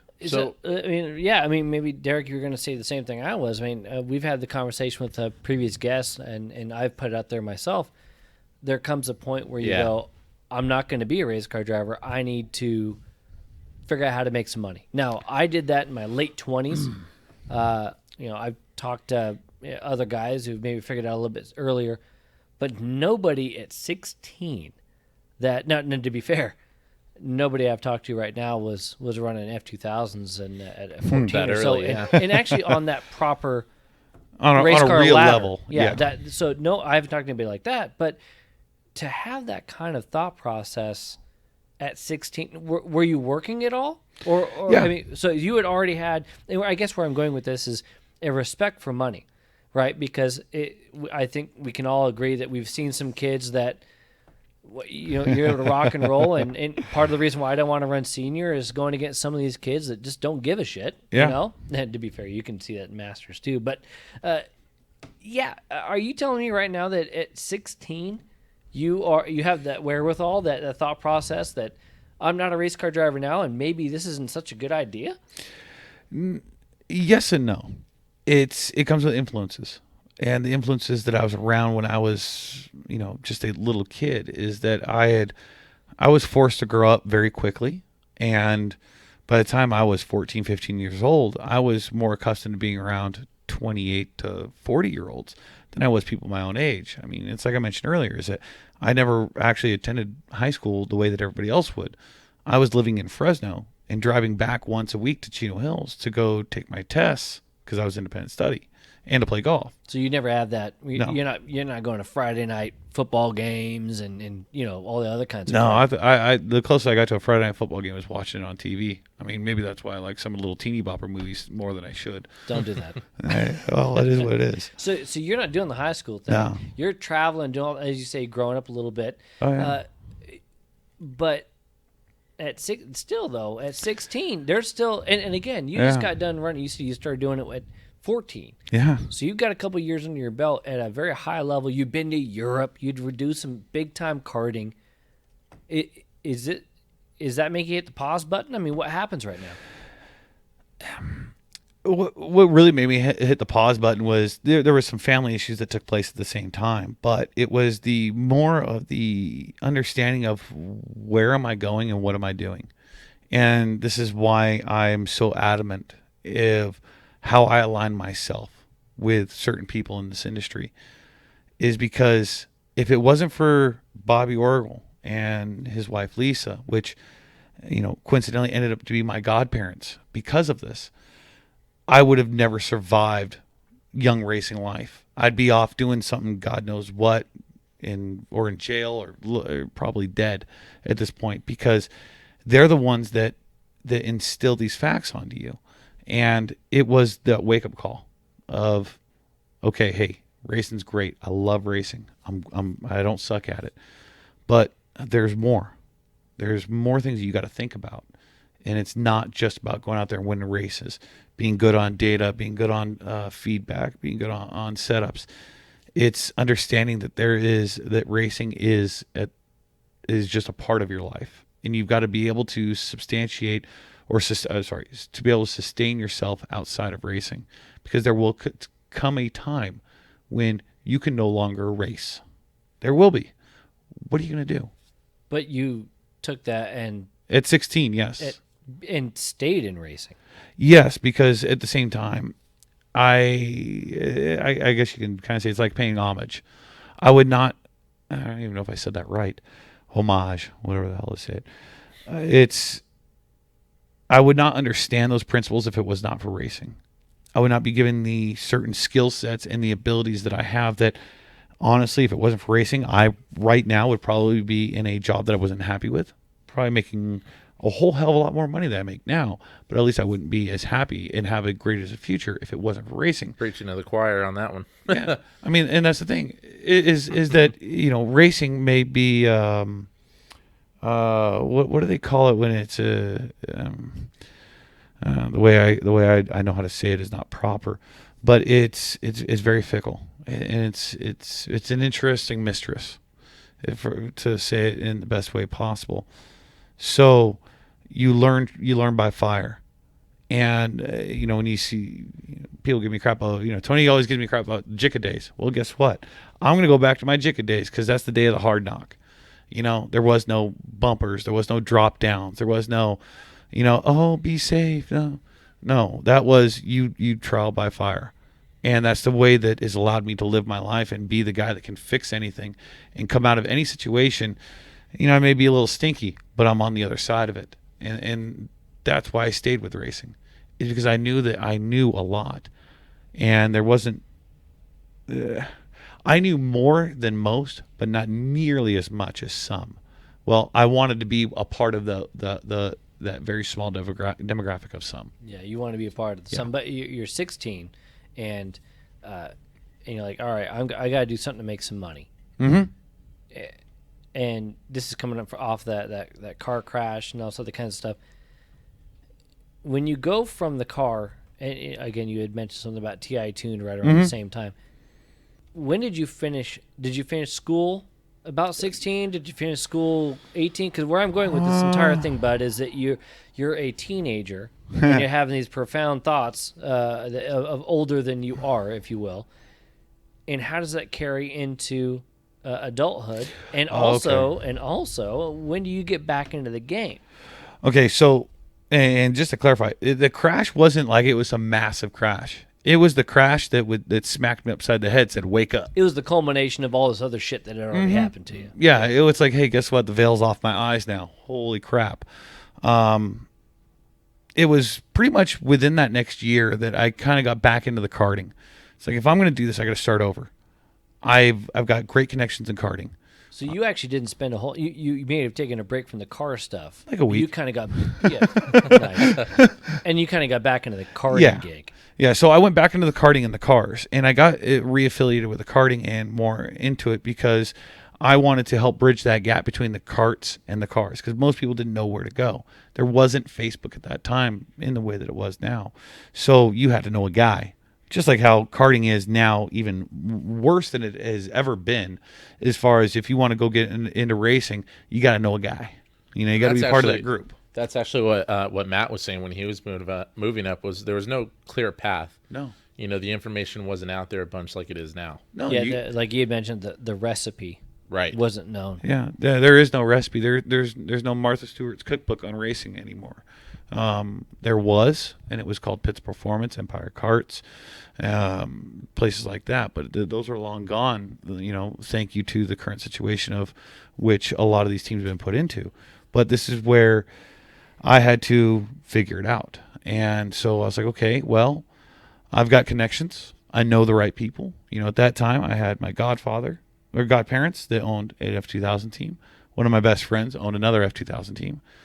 My uncles, who my dad ended up marrying the sister of, they owned a F2000 team, as well as an Indy Lights team in Atlantics.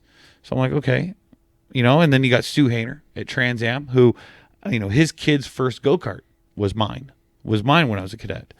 And so we were racing at the same time as him at the same track. So like Mid-Ohio, Road Atlanta, Road America. We were racing on the Trans Am schedule. So it's like, I know Stu. Well, guess what? I know the ladder now. You want to go, hey, Mike, you can write the check, right? You can write the couple $100 million it's going to take between now and the next 5 years to go racing.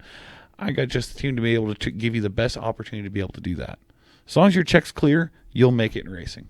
Because I'm going to provide you the tools you need to be the best available. Are you talking about being a broker, essentially? Because you had the connections, but you weren't the team. You know, and correct me if I'm wrong, 16, 17, 18 years old, I'm not going to go and give an 18-year-old driver or 18-year-old person a bunch of money and promises. I didn't ask for $1 on it. Well, it's not the point. The point is I'm not going to have you be the leader. No. When I'm twice plus your age. And I didn't want to be the leader. What I wanted to be is I wanted to be the guy in karting that would give you the tools and the toolbox that you would need if you desired to go further in racing. Because when you get to car racing, you will be shell shocked. You will be out of your element, duck to water, the whole 9 yards. And I wanted to help bridge that gap and start teaching a lot of the things that I had learned, thankfully, because of the people that I was surrounded by. So are you saying that when you started the TI Tune gig, that it was coaching and whatnot, and call it a link to the networking that was higher up? Yeah. Yes. At 16, 17, 18 years old. And still to this day, I still link up drivers with teams. I mean, I've linked up people with Bobby Orgel and Dave Freitas and Kate Motorsports all day long. And yeah, I mean, you can name some. I think Oliver Askew actually is driving with. I think he just did a test with Dave Freitas 2 days ago. That wasn't my link up by any means, but that's where these karting guys end up going right on back to the same people that I deal with. And that's the way it's supposed to work. Now, did they go up there and be successful? Extremely. Wade Van Hoosier, Charlie Kimball, Jonathan Bomarito, all these guys that went into car racing and were very successful went through one to three different people that taught them the skills. Thank God that they understood it. But how many more people would have done much better if they would have been taught the skills before they even got there? Sure. But where do you come in this entire thing? Teach them in karting because you got to start them. You got to start them in the beginning, man. You got to. So on a more tangible question, I suppose, or whatnot, okay, you got the TI tune, you have these connections, etc. How does that come to fruition? I mean, again, you are a teenager, you're not an adult, if you will, and we have this point to your thought process is you're going to try to help people who could be your own age in moving on up, etc. Oh yeah, my own age or younger, most of the cases. Right, but having to deal with said parents, etc. I mean, that seems like a tough ask when you are a teenager. Yeah. In all honesty, it was tough. It succeeded pretty well in getting a lot of the good quality drivers that had the means to get there. They did well. I did very well financially. I mean, very, very financially well. And it was all cash, so it was even better. And it provided me a large stepping stone, but it was a short road. When I turned 21, I stopped. I pretty much quit racing at 21. I was done. So you, from 16 to 21 or whatever, you're doing. I was full tilt, man. 48 weekends out of the year. Coaching game, doing the linking people up, so on and so forth. You're doing a TI tune gig, 5 years straight. Yep. 21, hard stop. Hard stop. I mean, a hard stop. Why? Burned out. I was living out of 2 boxes of clothes, and that's how I would travel. I mean, when you're spending 48 out of 52 weeks on the year, at that point, I never had a girlfriend. Never had a real, true friendship saying, hey, it's Friday night. Want to go bowling or want to go shoot some pool or hang out with friends? It didn't happen. And I had missed out on childhood. So it was like, okay, I don't know how to interact with, my wife now calls it, the normal people, the normals. I don't know how to interact with normals. I don't like going out to places. I don't like going to concerts or anything like that. I actually get a little bit like, it's not nervous. What's it called? Anxious. When I'm life. Yeah. That's literally me. Yeah. He has terrible anxiety with social stuff outside of the track. I don't do well into it, and that's why when I do those things, I have to have a couple drinks, kind of calm me down a little bit. Man, look at that! It's my life. I didn't know. I swear to God, person. But you know what? If Mike's my future, I'm going to just kill myself now. Well, let's be honest. It's 3 it's years. not far off, buddy. I'm sorry. But to that point, no joking aside, the social anxiety stuff, it makes it really tough. Yeah, it's hard to connect. Yeah. Right. I mean, it's manageable. I mean, that's the thing. I can every manage couple of shots, some beers.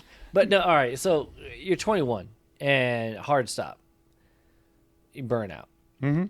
Well, you're back. So how long was that break, and how/why did you get back into the game? I got back into it because at the end, what I realized is that I can never quit this. This is the drug. What? How long was the break? It actually wasn't long. Actually, who called me? I think it was Tetralt. Tetralt called me for the 2006 SuperNats, and I hadn't driven in 2 years or something like that. I mean, because I was still driving here and there, like I did the IKF Nationals every once in a while. Excuse me, and then you probably did a few races to scratch the itch. Yeah, I mean, because between 16 and 21, I was still driving here and there for driver coaching, lead follow, stuff like that. I always had a cart where if I wasn't working for somebody or only working for one guy that didn't need hand holding, I'd do a race. Right. But it was not my priority. And I think it was actually 21 or what was that? 21. So it's 2000. Yeah. So it was when I was 21. I'd only been back working a real job for 6-7 months. And actually, no, I remember this. 4 days after my 21st birthday, I started a real job. I think it was like August 2nd or 3rd. And then I got a call come SuperNats to go do the 2006 Super Nationals for Top Kart on the 254-stroke twin-cylinder twin carburetor Beeland, baby. As a driver. As a driver. And I literally built, we had an empty container sitting in the yard because I was working at the family trucking company. I had a bunch of karting stuff just stored in there. Like, I think I got a cart sitting in there somewhere. I don't know. So I got this wooden crate from Germany with this big old hunking piece of, I thought at the time looked like crap. And I just hopped in the container and built a cart. I did about 15 laps of practice to break it in and went to SuperNats. Entered, and by the way, that's when SuperNats only cost $400 to enter, by the way. Wow. That was cool. I literally... Sounds like what I just got done doing. Oh, you want to do X30? Yeah. 1 day of practice. Okay, so this is where it pisses Crow off the most because he actually like practiced and all that stuff for this. But so 2006 SuperNats, I showed up with $116 in my pocket, and I literally, because at that time I was playing pool and cards. That's how I was paying my bills. Because I just started my job. You know, I was working hourly wage. I feel like we should be talking about that. No. Pool and cards to make the bills paid. No. Wait, hold on. If I were to take you to a pool, a billiards room now. No. Hold on, pause, mate. We're gonna get with Travis when we go to SuperNats. Yeah. Come on, Make son. that money. Show me something. I'm gonna probably pass you around. I don't know if I'm Investment. allowed at the Hooters Hotel, honestly, because that's where the race was. The sanctioning. You know what? There's That's fine. others. That thing's so far off the strip. God. Yeah, but that was a sanctioning hotel when we were at Sound Boyd. But it's like, so I showed up with my buddy Biscuit, he was my mechanic who had never even seen a go-kart in his That's whole an life. awesome name for a mechanic. Okay, he's Seabiscuit for one of two reasons. One, I can't say on this. Seabiscuit. Okay. Yeah, and the other one is that he put a 216-pound man on his back and was beating people on foot races in the middle of a parking lot at about 3 a.m. That says nothing to the name Biscuit. Seabiscuit. Seabiscuit. But he calls him the Biscuit, horse. but Seabiscuit's the Because he horse. runs like the horse. I know I've seen there's a movie about Seabiscuit. That's all I know, That's too. the same thing. Don't come For at all me. I know, this is the movie. Yeah. So he was just... Derek's Don't over here come come at me like he knows what the hell's going on. Like, movie. I've never seen it. So he was just my buddy that, we played pool. I mean, him and I were the ones that we'd go around hustling, making money. And so I was like, hey, I got to go to this karting race. You want to go? He's like, shit, I don't care. Let's go. I want to go to this karting race. Yeah, so Turns out no, it's SuperNats. no, so I swear to God, right. I had a gas card through work. And so I was like, okay, I'm going to fill up my truck. We're going to stop over at Victor Billiards, which is up in Apple Valley. And we're going to stop. We're going to try to get my entry fee money because I didn't have any entry fee money. And we walked out with it. We all got like $800. So I'm like, all right, sweet. I can at least enter the race. So Between Apple Valley and Vegas, you were broke again, though. no. Well, I couldn't get the hotel room because they wanted a debit card and pre-charge it. I'm like, well, there's no money on that thing. They're like, well, what are you going to do? Because you need to pre-charge it. And they do the debit cards. I'm like, I don't know. Because I didn't own a credit card. I did Right. the exact same thing actually at Rio with not the billiards beat, but the Showing up with a debit card. Well, yeah, because so in 2009, Rob Howden did a ICANN All Stars team for the Machismo, the endurance race that happened in the evening of SuperNats, and I can't remember the specifics, to be honest. Little boy from the country don't know what's going on in the big city.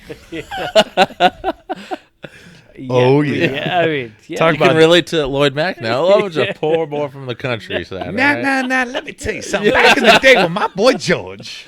So I can't. Oh, those are the best drivers meetings. They try to go. Hey, we need some like a card, or like you had to pay a deposit or some shit. Yeah. For the room.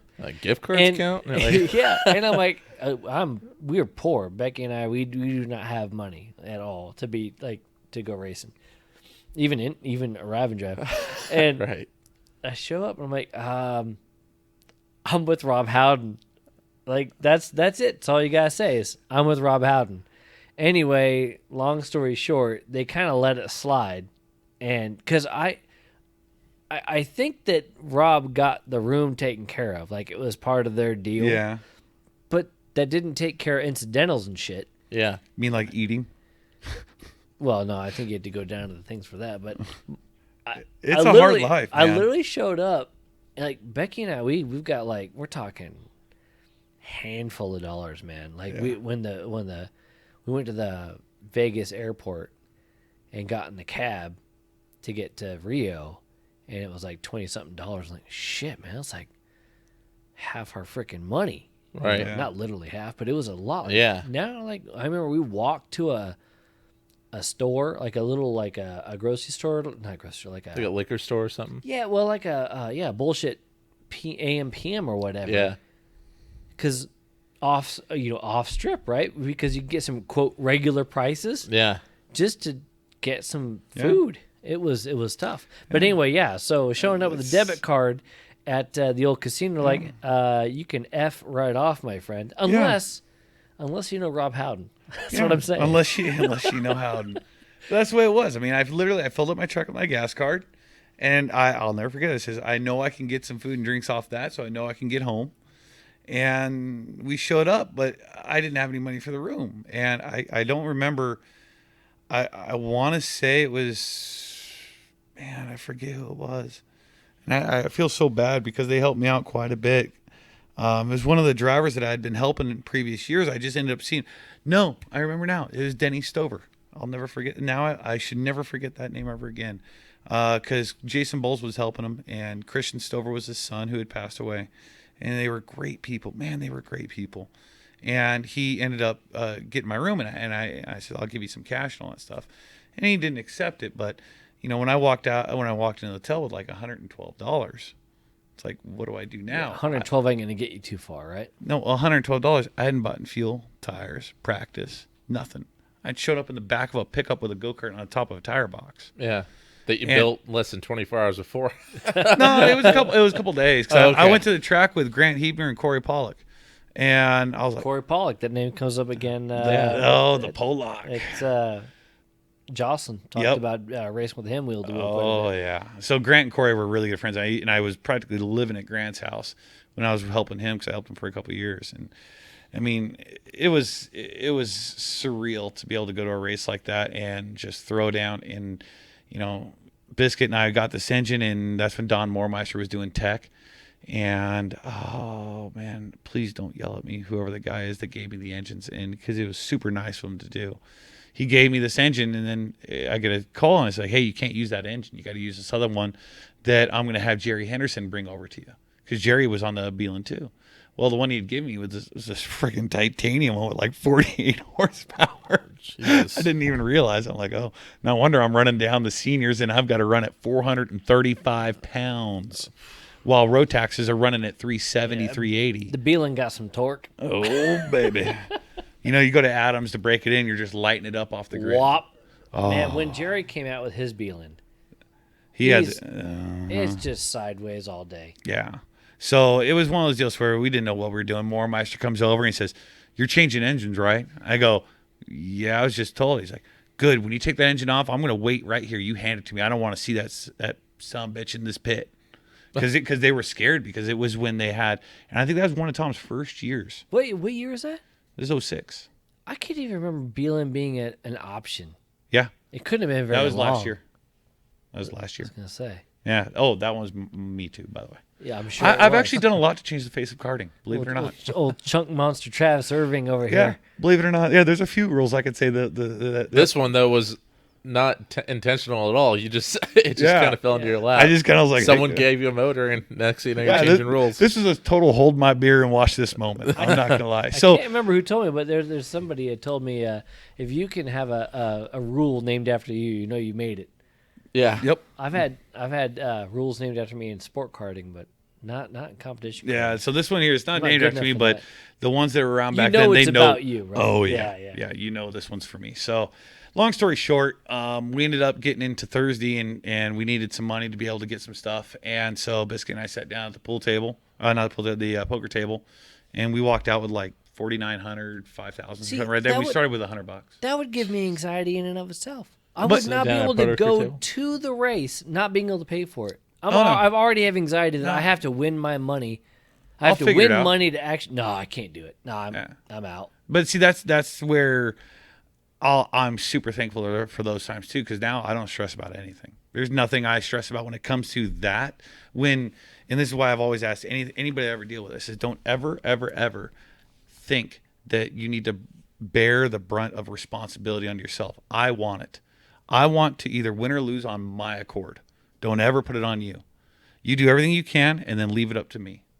It is my job. And that's the way I look at racing too. Give me whatever the best you can do. That's fine. I'm going to be more than thankful for it, because I'll tell you right now, if it's good enough, I will make sure you will see that. I will represent it in that way. And it's the same way that when you're gambling or when you're hustling or when you're racing, it's all the same. Put it in my hands. It's my job. I'm the one behind the wheel. I'm the one holding the cards. It's the same principle. And how does that play when you're the tuner or the? It's the same. It's the same deal. Is that I'm going to give the driver 110% of every single thing I have. But now they have the wheel. It's difficult, to say the least. But that's where I'm very good about being hands off, saying I've given you everything I've got. I've shown you all the tools I could possibly show you in the time frame or with the scenarios that we could have used. And I know that the cart is better than you. So you just need to show the hell up. Yeah. And we'll go win. And that's why every single driver, and I'm very proud of this, every single driver that I've ever been hired to be focused on has always been a dominant force. And I'll hang my hat on those guys. And the guy, we were talking about a long time ago, Grant Hebner, Robert Podlesny. I know Howden will know Hebner because he was in ICA days. He was phenomenal. Podlesny, phenomenal. And then you get into more recent times. You got your John Crows, which I didn't have a hand in training him at all. I gave a hand in giving him the tools he needed to go do his job. That's what it is. I mean, that was my deal with John. I says, I'll give you what you need and everything I could possibly give you. You just make it look good. And he did that. What were you giving John? Everything.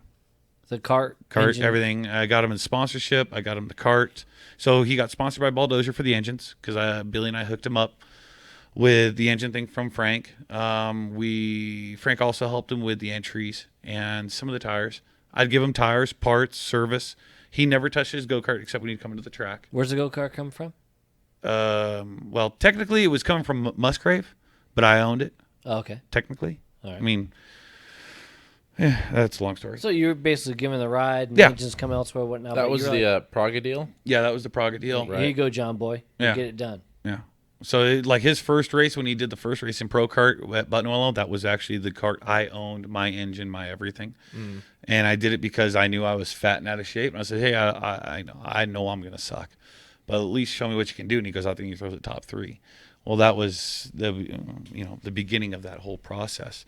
And then getting the shifter thing as well, is that was one of that chassis actually was my Invictus chassis that we put him on.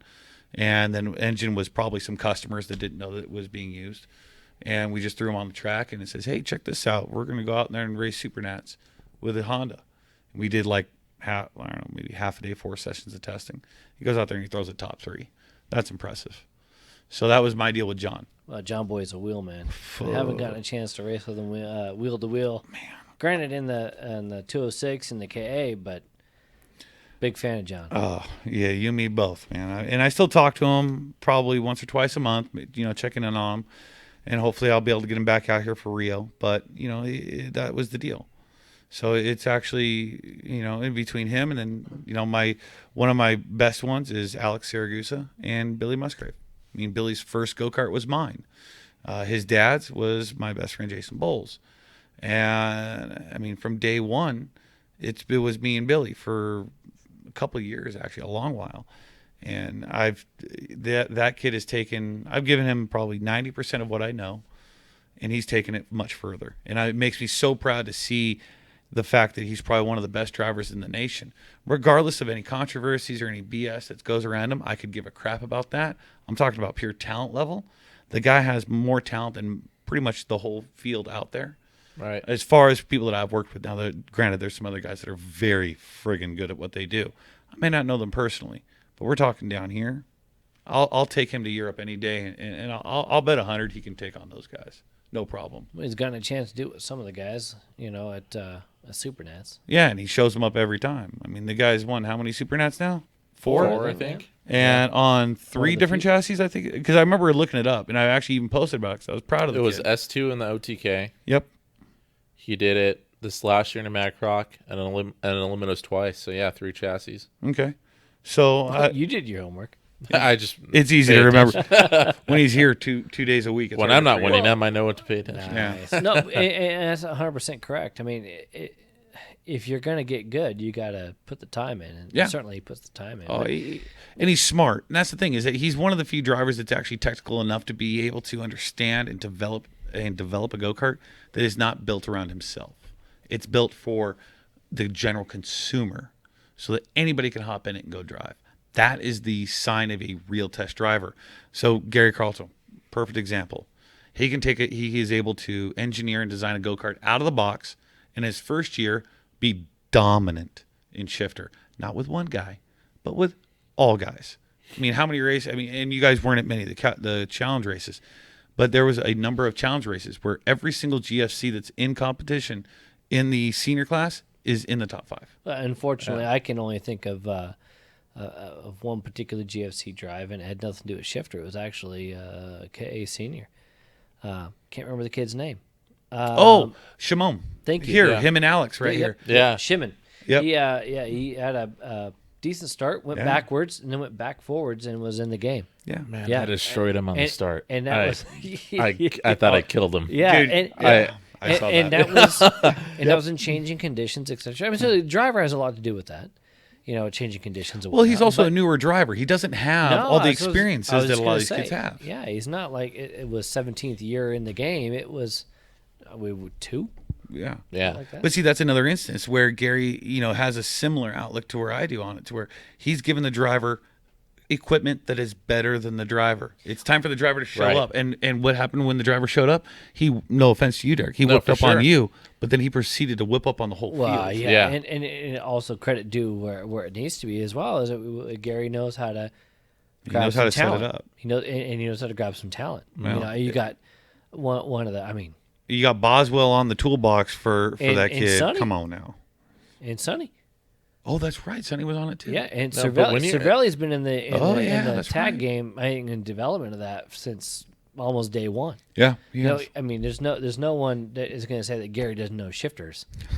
But how much time has Gary put in on the tag stuff? I have no idea. But I do know that Sonny Cervelli is one of the yeah. cats to watch for. He's put some hard work into it. I mean, I actually drove one of the GFCs about 2 years ago, right before Vegas.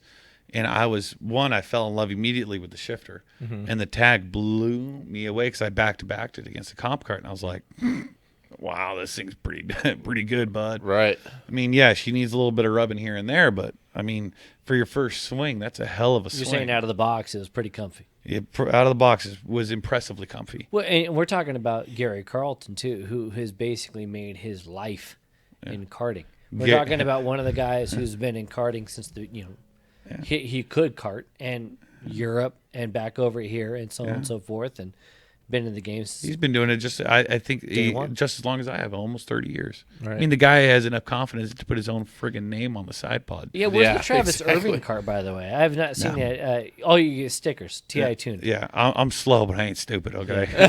Travis is walking around sticking stickers on people's go-karts. Nah, you know what? And if I do build a cart, I ain't going to sell it because I don't want to hear people bitch about it. I'm building one just for the big old fat There guy. you go. Yeah, well, nice. Yeah, sign me up. Oh, yeah. So you got a chance to do it, like we talking about the open wheel stuff and then kind of moving along and whatnot. I happen to know you also did some roundy round stuff. Oh, yeah. And how did that come about? And again, too, I ask you. You went from the open wheel stuff, TI Tune, rocking and rolling, 21 years old, so on and so forth. Where's the car game come in? And obviously you being 35-ish or so right now, we got some time to cover, right? You got about damn near 15 years of Travis. Where I've been monkeying around, honestly, most of the time. There's some decent. There's some cool things happened. I mean, especially in the roundy round stuff, because that was, and comes right back to karting, man. So the only reason why I got even a chance to do it was the kid that was my teammate, Mikey Mason. I still call him Mikey. He's not a kid anymore. It's Mike Mason. He was too young to be able to drive at Mesa Marin. And so the way that they did their tire rules are you had to race in order to get your tire allotment for the year. Well, so he couldn't test. So it's like, and he's one of my dad's best friends. So his dad was like, hey, just have Travis drive because he's already doing the car stuff. And I was 14, 15 years old. So like, okay, I'll give it a try. And I go out there, and I was like, dude, this thing's awesome. This is like a go-kart with fenders on it. All I can hit anything. And that's This is before you went off 3 times in the same spot, though, right? No, about the same time frame. Yeah. So I'll take this as walls. Oh no, it gets better because you're dealing with rednecks from Bakersfield. Oh, come on.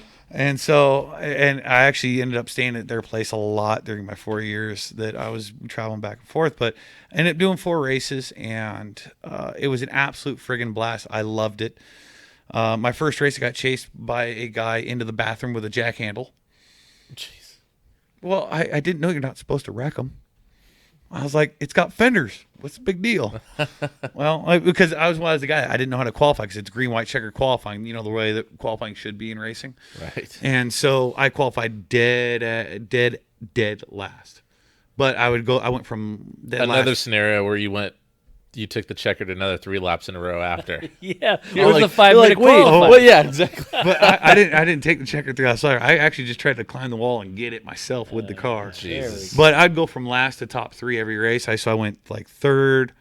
I went second, fourth, first, third. The only 4 races I did. In the last race I did with Kevin Harvick, because my crew chief, who coincidentally is Kevin Harvick's dad, Mike Harvick. So that's how Kevin got his start in NASCAR.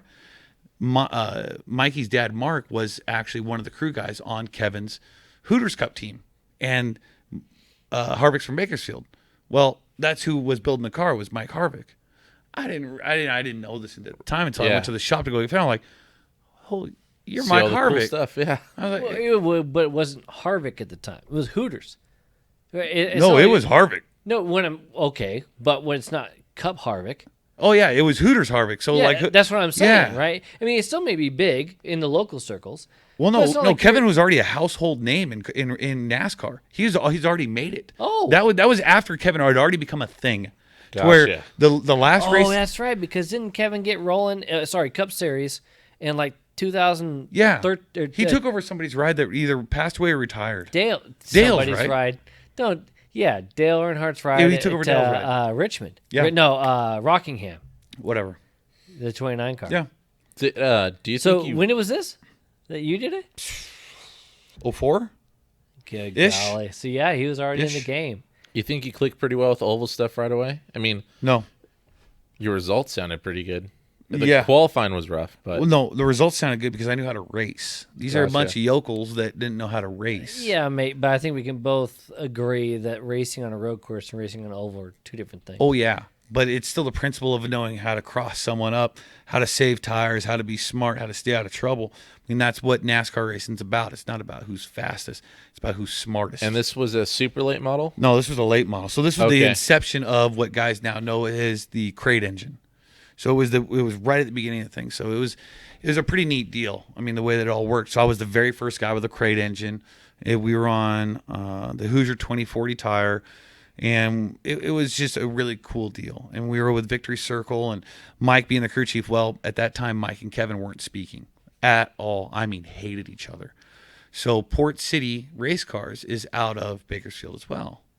Well, they flew Kevin down and had Kevin Harvick Day, where the sumbitch landed in a helicopter in the middle of the track, and he got to start last. Well, I had qualified dead ass last again too. Go figure. But I'm not going to let Kevin Harvick take last away from me. No chance. well, that's what I'm saying. If I'm going to suck, let me This is suck. where I belong. Yeah. Yeah, this is my spot, damn it. So we ended up starting last and second to last, and him and I literally were nose to tail. I was sometimes front, he was sometimes front, but we went all the way from dead last. It was like 175 laps or 100 or something like that. And we got up to racing. I think we were 4th and 5th, and he plowed me into the guy in front of me, and I spun the guy out in front of me. And so they put me to the back. And it was a stupid deal. So I go back to like 18th, and he ends up winning. I finished 3rd, and it was just kind of a momentous deal to say I went toe to toe with Kevin Harvick, For sure, yeah. and I was able to hold my own. Well, not knowing anything about going in circles, it was pretty exciting. So after my And this is again in your teens. Oh, yeah. No, I was 16, 15, 16, right around there. So after that had ended and I was doing the car stuff, after I got my job, a real job, a year or 2 went by and my grandfather wanted to go race again. And because at that time I had completely stopped going to the track whatsoever. Wholeheartedly, not even like 8, 9, 10, never even stepped foot. And then I went back oval racing at Irwindale Speedway. And I was doing NASCAR late models, the King Taco trucks, as well as then I did some Lucas Oil modified.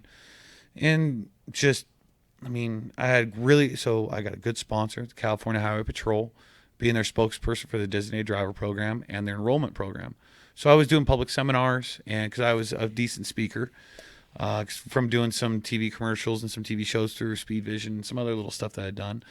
I ended up having to go against a few other drivers to be able to get the gig, and I got it.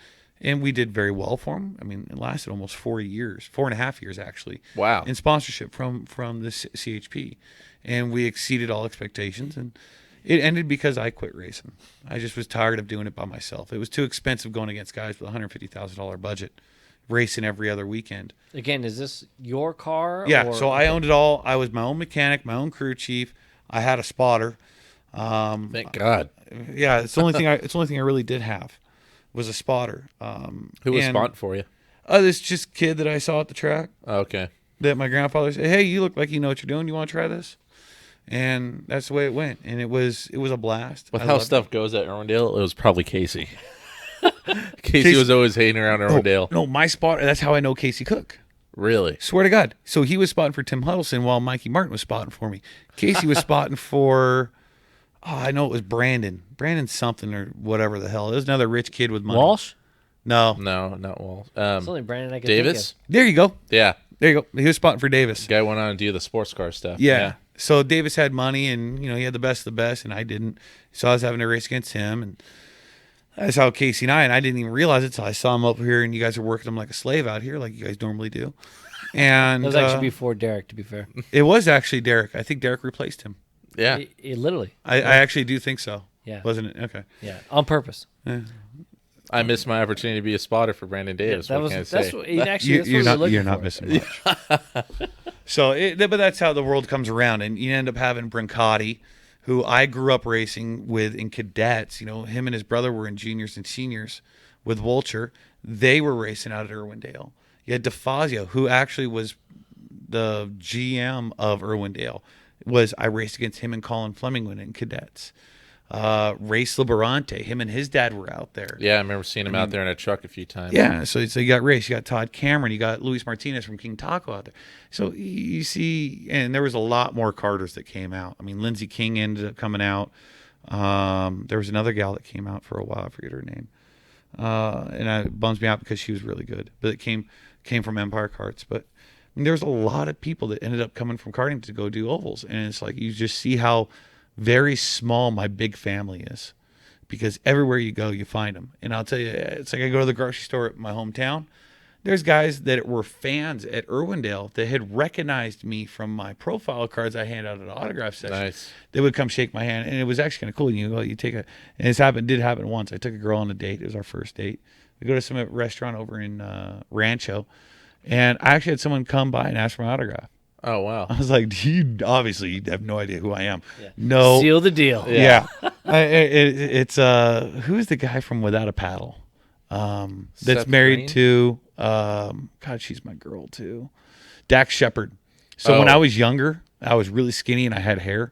I looked and sounded like Dax Shepard. People thought tall I was enough. Yeah. Yeah, and people thought I was Dax Shepard. I was like, I'm not Dax. She's like, no, you're that guy. You're that guy that drives the CHP car at Irwindale. I go, yeah. I go, yeah. So Yeah, Dax Shepard. You're like, yeah. Dax Shepard. So, but those are the things that would happen. It was Right. it was pretty cool to have things like that happen when you're early 20s, stuff like that. Fast forwarding ahead, you're not in your early 20s anymore. Wow. You're, And I'm a nobody now. Thank you for pointing. I'm going to go ahead and jump to your point here, Mike. But thank you. no, I was going to say you are a Masters driver, and not only that, but somebody that in the paddock, people know that the wealth of knowledge is there, right? So you may be under the Formula Works tent, but it wasn't that long ago that you were going for a championship, or you were going for hardware and got hardware at Pro Tour. Just a handful or a couple of years ago, actually. Yeah, and that was a lot of hard work. I mean, I in 2000, 12 when I came back just around karting. My first race back was at Lancaster as a mechanic. I weighed 291 pounds. And I could not, I mean, just walking, and Billy asked me back just to help him out because we had I think 31 drivers underneath the tent or something like that. Jesus Christ. And I was just there to have fun. I mean, that's all it was. Just walking back and forth, pushing his cart to the grid. I was incapacitated for 2 days. Could not friggin' move. And I was so embarrassed. I mean, you want to talk about, I mean, it's a big joke, but I mean, the fact that I couldn't see myself down below unless I use a mirror was embarrassing. And it made me ashamed. So it was that single race. And plus, that was the coolest race I think I've ever been at since Buffalo Bills when I was in juniors. So it gave me this, like, I want to do this. I'm going to win this damn race next year. I'm coming back and I'm doing it. So you fast forward. Oh, it was after Vegas. So December, January, February, I had already lost about 40 pounds and was not fast, but I was there. And I ended up losing 70 pounds overall.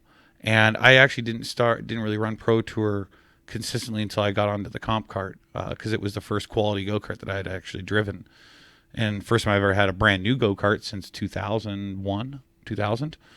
So that's when I started running well. When you start running with the Neen Cotters and the Blake Chokers, Derek Wangs, and I was like, oh, wow. I mean, I will never forget running New Orleans, showing up and not know. I had an unpainted chassis because I had sold my cart the week before, and so they flew one in for me. And I just go, whoa, I'm fast. This is weird. And it blew my mind because I ended up having an engine that kind of partially seized. And I used Silva's backup practice engine. Not his practice, not his backup practice. And ended up smoking him. I mean, just killing it. I mean, we finished third. But it was one of those races where it was just like, oh, my God, I got a chance at this. Yeah. And then I go to Sonoma, and I'm fighting for the lead. And then you have someone who I respect greatly in the synergy, like Gary mentioned on how well I've been driving. And it's like, oh, wow, it's like, To hear that's pretty cool. Yeah. I mean, especially out of nowhere. Mm-hmm. So it just starts the development and motivates you to where, at 291, I got down my lightest I was at, which was, what was it? Not last year. I think it was the year before. It was my last year. It was 19. Phoenix, I was 217 pounds from 291. And so after with all this stuff going on, I've obviously gone back up because I kind of after my daughter was born, racing kind of took a back seat. Dad bod and then some, baby. I'm telling you, man, goldfish pack on the pounds. Nice. So, now that I'm getting back to it, I got up to about 240, 248, 249. And then the GFC thing started to come along, and there started to see some future there. And it's like I'm already back down to 230. And I'll be back into racing shape by Willow. And that way so I can show Mike exactly how we used to do this back in the day. Because I will be racing against him. Hey, He's going to show up on that bug chassis. Watch out. Nice. Just under the GFC tent, that's all. I know by qualifying he's going to go back over to the racer. Can you please put Irving back on band? Because this is bad. Shit. Yeah, actually. Pull his strings, as some people say. Nice. As if I could do anything like that. Yeah. No, but you Nobody sure as hell listens to try. Wait, what are you doing? Because obviously now I gotta know, and you're on the spot. What are you doing to break down the weight, bud? It's coming down to self-control and dedication. I mean, how I lost the weight before was driving 2 to 3 times a week, and I mean that's how I got to know your ugly mug all too well. Is that I'd be here Friday, Saturday, and Sunday. Back when you allowed you guys used to allow normal carters to be here on a Saturday and not force me to miss church because I'm the church going type. Nice. Yeah, we were not as arrive and drive busy as we are now. When you first started getting in no, you guys weren't. You I guys would were see you here on a regular. Yeah. And that's how I did it. And now So now what are you doing? now it comes down to the fact that I do a lot of working around the house. I'm a lot smarter about when I eat, how much I do it. I mean, I adhere to I try not to go over about 1,300 calories a day. I try to stay right around 1,000. And really, it's just controlling my intake. I mean, I have the energy and I have the ability to be able to not eat very much. And Tony gives me a lot of crap to where on race weekends, I don't eat a single piece of food during the day, which is horrible for you. I'm very it's well not aware, good. Mom. Yeah. But My wife would give me shit for that one. But I can't. I can't. It makes me sick. Every time I have something to eat, I mean, I might be able to eat like a cracker or something very, very small, but I can't do it during the day. Yeah, I don't. It's not so bad for me, but it's kind of similar. Like I can't eat heavy. I just don't think you don't think about it. Well, I think that's what it comes down to. It's different on a race weekend, on an event weekend. For arriving or whatever, I'm just boom, boom, boom. It's nonstop. We are nonstop moving, adrenaline's rolling, etc. All this other kinds of shit. I'm not thinking about it. Right. On game day, on race day, where I'm a driver, you think about it because you got 2 hours between events or whatever. But I still we'll get like a Subway sandwich or whatever. I'll have half of it, maybe half a half. See, and that's where I don't allow myself to have the time because I'm actually one of probably the only guys in the Masters field. And I know at Pro Tour, I'm the only guy probably in the whole place besides Crow that doesn't have a mechanic.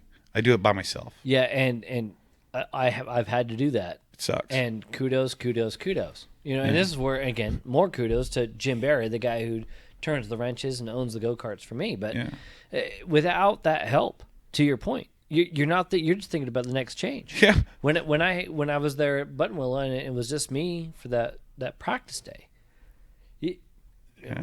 Becky, my wife's there, and she's like, "Hey, you need to eat." Right? Yeah, when I get a chance, and she's trying to take care of me or whatever because I'm not, and I'm trying to take care of go-karts. Yeah. And then go burn all said calories off and then some. Yeah. Trying to learn a new track, etc. So, 100%. How many drivers out there do you really think they got to go, okay, I know I'm going to have to mount tires at some point today, but I don't want to do it before the last session because then I know I'm going to be tired. I got to do it now because I'll be tired later. No, I go, hey. Luca. And you know what? Derek, help me out. It's even harder because, and I know Derek's been a part of it, but you see the spread that Tony Saragusa puts on at Formula Works.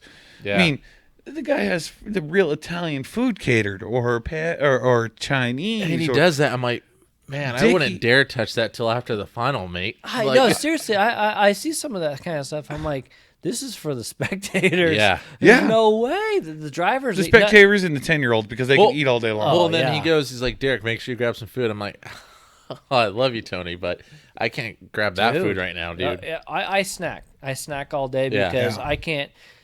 You know what? We could say I can't eat it. The reality is that our brains. You could make time. Our brains ain't working that way. No. Our brains are going. And here's the man. And again, this is why it's so huge having the support of another person. Obviously, Travis, for you, it's your wife, and for me, it's mine. Derek, you've got your girlfriend Heather, and having that person to be there for you or to put that little bug in your ear. Hey. Make sure you eat something. Do something. And it's because you know what we're doing? We're thinking about how the car's rotating in turn 4. God dang, I'm losing some time coming on the straightaway, and it's probably like a half a tenth. Oh, yeah. But what am I – and that's what I do. I mull over the chassis setup the entire time, and sometimes I'll just stand there, and it's so awesome. And this is why I love working with Jim Barry, is him and I are doing the same damn thing. We're standing next to the go-kart, arms crossed, looking right at it. Yep. And we're just thinking. And I'll bounce something off of him, he'll bounce something off of me, and 9 times out of 10, he's right. And that's what we're doing. And there's no room for lunchtime. Right. That's why I think Tony and I have gotten along so well, and especially with Alex now. And Gary, because I've been around him quite a bit last month, they're starting to pick up on my nuances. They'll see me, I'll be doing something, but they can tell I'm not paying attention to what I'm doing. And Tony will just walk up and he'll go, "Are you sure about doing that change?" And I'm not actually changing. I'm just wiping it down. I go, "What are you talking about?" I said, "I could see it. I could smell your thought process from here." Because they're starting to pick on the fact that I'm thinking about doing something, because it's a 9-change swing, and it's not 9 big changes. It's 9 of, it's one little this, one little that, because I'm a big person. It's the cart is a puzzle, and it's a process. Well, and also to that point, half the time when I talk to Jim, I'm trying to talk to him to talk me out of it. Right. I've got, man, maybe we got to go this way. And I start talking to him about it, and because he's as good as he is, and he's been doing it as long as he has, he's going, well, okay, why? Okay, it's going to do this. Yeah. It's going to do that. Because as we talked about earlier at the very beginning, there's a knock-on effect. There's a chain reaction, etc. Yeah. Yeah, that's where being around, and I've said this multiple times before about teams, chemistry is massive. The people that you work with and you are around, whether it be your wife or a significant other, they're with you, to your car owner or tuner or what have you. Yeah. It's all everything. massive. It's everything. I mean, it feeds it literally it is the food of which your brain must consume in order to operate. Mm-hmm. If you don't have that positive influence and it's always negative, well, guess what? You're never gonna succeed on track and never be able to come back from a bad start. And it's the same thing on the chassis stuff too. You're always talking to someone that is coming up with these stupid goofball 1970 version ideas. You're never gonna make a productive change, or never ask yourself the right question to lead you to the correct answer. Because there's a lot of times where you'll make a change, and it's something that Billy and I have always kind of gone back and forth with. It's the right direction, but the wrong change. Because you can go the same direction with 5 different changes, but it's not the, it's like It's not quite what you're trying to get. Exactly. Most people don't correlate caster with front width. Well, believe it or not, they go in the same general direction, but they're 2 complete different changes. Again, it's that knock-on effect. That's it. As you change one thing, it affects something else. And that's why everybody thinks that, I make these massive changes. No. I make a little you make all these little baby changes so that on a scale of 1 to 10, my overall change is a 3. But I made 9.2 changes. Right. You know what it'd be is if AIM came out with, like, if you play an arcade game and you could see on the deal, hey, you want tight or loose, right? Yes. And you make a change, and it gives you the bar graph. Yeah. Give me the bar graph. It's like a Gran Turismo. It's like I got a 7.2 on handling and about a 4.1 on cornering. Yeah. I need a 4.3, please, but I'll give away on acceleration. Yeah. Yep, same That'd principle. be brilliant. Oh, that'd be, oh my God. Hey, man, You going just gave me an idea for my app, but thank you. I'll take it. Going back to the fact that you're going for that Pro Tour Championship. You finish Third overall. You get that Don't remind me. black number 3, which is still saying something, my friend. Yeah. Well, I gave it up on the last race because I was leading it going into Indiana. Pissed me off. And that's tough. But you still got a black number Oh, plate. Absolutely. It's all I wanted. And that's big. And Yeah. you know what? That's actually what I've heard from other people. Yeah, it's all I wanted. It's the Is- only reason why I raced Pro Tour. After I got it, I quit. I'd have no desire to race X30 Pro Tour anymore. Having that and coming from a guy who's predominantly been in the shifter game. Yeah. Real quick, if you don't mind, explain that difference. Shifters versus tag, both in the Masters game and being a big guy. What are those differences? What are the different things you got to do to be successful at both? Because you have been. Tag is just an exaggeration of all the things that you do wrong. If you can be, and I'm a firm believer of this, if one of the best tag drivers in the world has the ability to be untouchable in shifter. And it's something that I will preach, because in tag, every single friggin' nut and bolt and thing that you do, the way that you wear your hair will make a difference in a tag.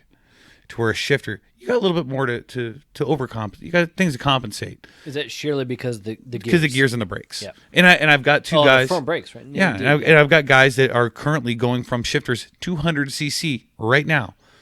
And mainly because they can, I'm spotting them a lot of weight. They can't touch me except on the straightaway. I destroy them here on all the infield section. Destroy them. And they're pissed off about it because I know how to roll a go-kart. Right. I know how to utilize those brakes for what they were because I now, instead of just having a tag, I only have 1 tool as a driver. 2 tools. The steering wheel and my left foot. Well, in a shifter, I got all kinds of crap to play with while I'm driving. Right. So now that I've learned how to utilize those tools, I have the potential to be that much better than everybody else because I'm already a perfectionist because of the tag driving I've done. So now that I know how to do everything as perfect or as close to perfect as you can get. Imagine if I got like that in a shifter with that much more power, those many more tools. So there's all those chances, because with all those more tools is a greater chance of screwing it up, a larger margin of error. What happens if I can make that margin of error super, super, super, super tight? Okay, that's where why the best shifter drivers are that untouchable. They make the least amount of mistakes. They know how to utilize every single component to the max, just like the best tag drivers. So we're going to see you at Pro Kart. You're going to run X30 Masters, correct? Mm-hmm. KA Masters. KA Masters at the Arizona deal. At the Challenge America. Can I thought you were doing it Pro Kart as well. Can I ask you why you're not doing 2 classes? I know, and the reason why I ask is because I am doing the same. I'm doing 2 classes myself. I know you've got the ability to do both. Well, thank you. And yeah, I would much more prefer to do 2 classes, but I think it's absolutely stupidity to pay $1,000 for an entry fee, especially when I'm not getting any money out of it. Yeah. Because so it's $500 to enter per class, right? So I'm going to pay $1,000. I need 2 sets of tires for each class, so that's another $500. So there's another $1,000. So now I'm at $2,000 and I haven't turned a lap. And how much money are we going to make? Well, fair. I mean, and I don't disagree with what you're saying is about it costs more money. Yeah. For me, obviously, I'm trying to get dialed in for Rock the Rio at the end of the year, and then I'm putting my time in on that deal for heightened experience, heightened competition. Well, you haven't been through like the whole Pro Tour stage and Pro Kart stuff, so it's like, okay, I've already done it in the new age type stuff, and I did it when I was a kid, so I don't need it. Right. But yes, I would very much more prefer to do what you're doing, and I'm envious and jealous that you can do it. But you won't see me do it until one, I get some financial help, which I probably won't accept anyway. Or that there is some type of person to be able to make I'm not saying make a living or even make a profit. Just give me some of my money back. Let me ask you, man. So you're going to be out there. You're going to run Pro Kart in X30. Yeah. You're going to run the CRC, 100cc. It's CRC race. Yep. Yeah, 100cc. Dude, 2 weekends, July, August, Pro Tour. You back in the game here? You gonna go for that? Pro Tour where? At Indiana. I'm just saying. Indiana's my track. It's not a full weekend. It's not a full year. Excuse me. It's 2 weekends. You know what I mean? So coming from your aptitude and your ability. And that's right, because they're running like 2 weekends, like back to back or something like that, right? Exactly. Yeah, you 1, 2, 3 on one weekend, and it's the same entry fee for both races. I don't know any of the specifics. I just know that it's a double weekend. From what I read, I know that from what I understood, and I could be wrong about this, I think it's like the normal entry fee for one weekend, normal entry fee the other weekend. So that means 2 weeks away, because it would be kind of stupid to fly back on Sunday night and come back. So that's 2 weeks away. You're really looking at, if you want to look at it that way, right? You're looking at half a week, full week. So 2.5 weeks. 2.5 weeks, yeah. Because me personally, I'm not the guy to show up on their Thursday and go on the track Thursday. I'm gonna get there Tuesday with the team. Yeah. So 2.5 weeks. If you don't have $4,000 or $5,000 to spend on a Pro Tour weekend, don't go. You're wasting your time. So it's $10,000 to do 2 weekends. And I'm going to go back to my original question. How much does it pay? Well, I guess where I'm going with that is that, yeah. Honestly, Vegas is the only one that I don't mind biting the bullet because it's Vegas. But to go fly out to Indiana, let's put it this way. If I lived in Florida and I had to try to come out here for SuperNats, I probably wouldn't do that. The only reason I do it is because it's only 4 hours away. Right. If it was in Sonoma, I'd think about it. I could see why the SuperNats would be a 1 year deal, right? It's SuperNats. It's SuperNats. The reason why I bring up the Pro Tour deal is because of, again, I'm a racer. What you just said about the GRC or GFC. There you go. You feel good about the package. You're close before, And it's my track. I love that track. Yeah. Trust me, it's in the back of my mind. If we didn't get through this COVID crap right now, it would probably be much more of a percentage chance than what it is right now. Well, and I'll tell you right now, as the GM at this place, I'm like, oh man, if Cal Speed didn't open until August, right. You know? Well, we don't have to. I mean, no, I don't want that to happen. But selfishly, getting a chance to go do something like that. Oh, yeah. You know, having not been part of that pro tour. I'll tell you right now. Not traveling. Mike, bring an extra pair of underwear because you'll soil yourself. It's that much fun, buddy. I love that track. Oh man, do I love that track. As long as we run the track that we ran before, not that really big, sweepy, weird one that they ran last year. You know they're going to do the big long guy. Well, with the jump or whatever. I'm okay with the jump, but the stupid straight, it's already. I mean, the one straightaway is kind of cool because it gives you the Daytona effect.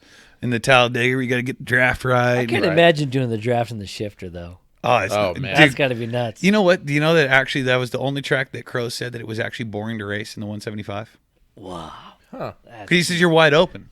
It's like there's nothing to it. To be fast there has nothing to do with talent or anything. It's just luck of the draw. You know, actually, that reminds me of some of the people I've talked to about racing in different places and whatnot. You know, the CIK tracks, whether it be Europe or otherwise. You know, there's plenty over here. That fast, flowy Moran style tracks. Yeah, where it's medium to high speed, and there's very, very little low speed stuff. Yeah, no harsh braking.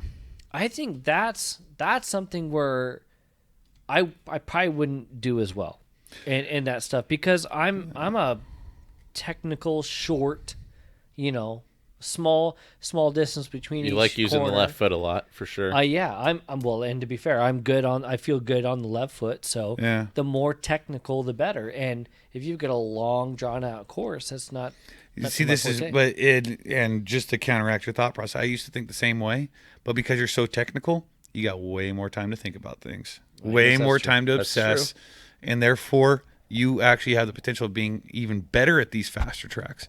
Because you have the time and the ability to nitpick and perfect that much more. It's why I like the Indianas and the Nolas and the Morans I've always been really good at because I can think quickly, and when especially you get me on the data, oh man, you want to talk about obsessive controlling on everything. It's insane. Well, it's it's so much gotta fun. tell you, chat with you today has been a lot of fun, and man, I guarantee that we got another episode after this. We're gonna have another Travis Point 2, if you will. Oh, good lord! Maybe we'll chat with you at ProKart if you're lucky. Yeah, actually, that's a good point. We talked about it that maybe we could. Yeah, maybe we get a chance. Yeah, you get the. You guys are threatening me already, huh? Yeah. Yes. It would be fun to go do a ProKart deal. Yeah, a ProKart Fullcaster podcast. I think it would be interesting. I mean, I'll tell you this, is that by people like yourselves putting this kind of spotlight on the sport, this is just one more avenue of someone doing some Googling that'll just get lucky and figure it out and then be able to trace through here how to get into the sport. It's just one more possible outlet or inlet, I should say, into the sport. And especially when you got doing it with guys like yourself that are it pains me to say it, that are big names in this industry, especially in Southern California. Well, no, I mean, you guys put on probably one of the most professional programs out here as far as being consistent and enjoyable and being able to provide a great level of service for anybody that was to come here. I can't tell how many times I refer someone to come out here and say, you think about karting? No, don't drive anything I got. Go out and do the sport karts. Right. Try it. That's what's karting. That is like the little appetizer of karting. Yeah. If you can enjoy this and you want more, we got a home for you. Oh, 100%. And actually, we'll have people come through the door and they're like, hey, I want to get into karting. I'm thinking about buying this go-kart and blah, blah, blah, all that kinds of shit. And we're like, have you been in one before? Yeah.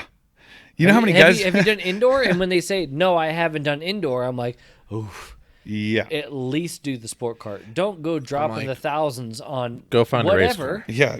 Just find, and especially the parents, find out if the kid's worth a shit. Absolutely. And maybe they love it. Badass. Awesome. Maybe they don't want anything to do with it. And it's not going to cost you $3,000 to find out. Exactly. Yes. That's what I tell everyone, man. It's like, don't go out there and go buy a shifter cart out of the box. Yeah. You know, don't buy nothing. No. Go out here. And I even tell guys, arrive and drive it. Arrive and drive here. And when you're ready to step up, don't buy a cart. No, arrive and drive that. Yeah. Thank you. Yes. Because like guys like us, we allow you, like if Derek's going to come drive and he's thinking about getting a 100 or a 125, I'm not going to let him buy one. I'm going to say, you rent it for 3 days. After the third day, if before we leave the track you tell me you want to buy one, I will take all of your rental money and apply it to your deal, 100%. minus $100 a day for fuel or whatever the hell I got to do. And that is how you get people. And think about it. What if you have already shown up? If you've already shown up and you're like, I'm interested. Why would you say no to that? Make it as easy as possible for that person to do it, and then be your customer. And this is why that exact point right there is the reason why I align myself with who I align with, is because those principles and ideas are always a part of what they do. It's going about doing stuff the right way, for sure. There it is. It's the representation of the sport, because they not only do I represent them, they represent me and this sport. And that's what it needs to be. And you guys are great representation for the sport. So thank you for having me and be a part of this, because I love doing stuff like this. And I really want to see it bring more attention to this sport, and in a positive way, not in a bad way, but in a constructive way that provides discussion so that everybody can move forward. And we could actually be able to, open a kart shop. I know it's a novel idea, something new. I don't want to scare nobody. If it's us three, that could be a sitcom. I'll tell you. Oh, I swear. We can make some money off of that, dude. This is Cartfield. Whoa, that's really what did he just say? Cartfield. Oh my god! Like, he's got to love Seinfeld. So you know what? Cartfield. I'm telling you, you can make this a reality show all day long. Oh man! Could you imagine this? I mean, screw Desperate Housewives or Housewives of Beverly Hills or whatever the hell they call it. No. So, hey, before we let you go, bud, I gotta ask you. I personally have no knowledge of this whatsoever. This is a nickname of yours that precedes my time. If it's coming from Rod or Art or Rod or it's coming from the internets, and just people who know you better than I do. Travis Hot Rocks. Oh, that nickname. Irving. Okay. So Hot Rocks. Yeah. What is it? What's that all about? Well, let's put it this way. It's been in my helmet for 25 years now. It happened always early.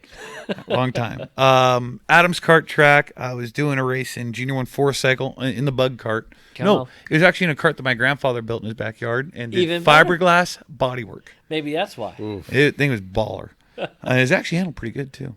The 4-strokes at that time, they were notorious for the heads coming loose on them. And so one of the head nuts fell off, somehow went forward, landed in my lap, burnt through my suit, and actually burnt my leg and my left testicle. The head bolt? Yeah, because it got trapped. I mean, okay, when you come off the track on your KA, just grab the head. See how long you can hold it. Okay? Now picture that being on your nutsack. Okay, that's being you got some hot rocks. Yeah, and then be 7 years old at the time. Man. So it was just at Adams. So it was right as you know it happened this early in your game. Oh yeah, yeah, right. Oh yeah, and this was like heat 1 of, because that's back in the day where we used to do manly things like 2 10-lap heats and a 20-lap main for cadet. And so it was heat 1, come out of the big Monza, the little bus stop right there, and that's when Richie Hearn and Peter Hearn were racing. Richie Hearn comes over with an ice chest because we run methanol back then. And they thought it was methanol fire, so he dumps the ice chest on me. I'm like, no, and I. What do you mean he thought it was a methanol? What were you doing? Because you run methanol in 4-stroke. No, I gather, but what? I was dancing around like I had a freaking, like I was on fire. I didn't know what to do. Someone was burning my nuts. I'm 7 years old. I didn't even know that's what those were. Right. What did you burn into it and end up in your suit? Yeah, I still have the scar on my nuts to this day. Oh God! Swear to God, it's there. The hottest of rocks. Yeah. So, and no, this is where it gets better. So my grandmother, well, actually, so Richie Hearn dumps the thing on me, and that did nothing. I start running away, and it goes down my leg and all that. So, we figured out it's the head nut.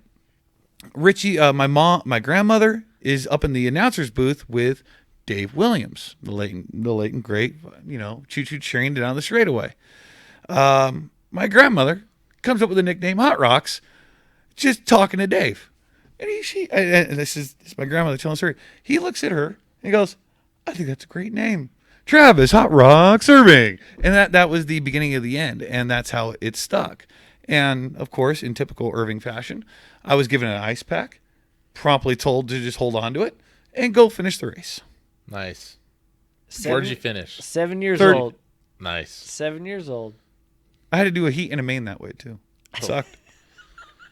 God, that sounds rough, man. Yeah, dude. Nowadays, this truck would have been shut down for 2 hours waiting for the ambulance. Oh yeah, we'd have to transport you. Yeah, you'd have to transport me. Absolutely.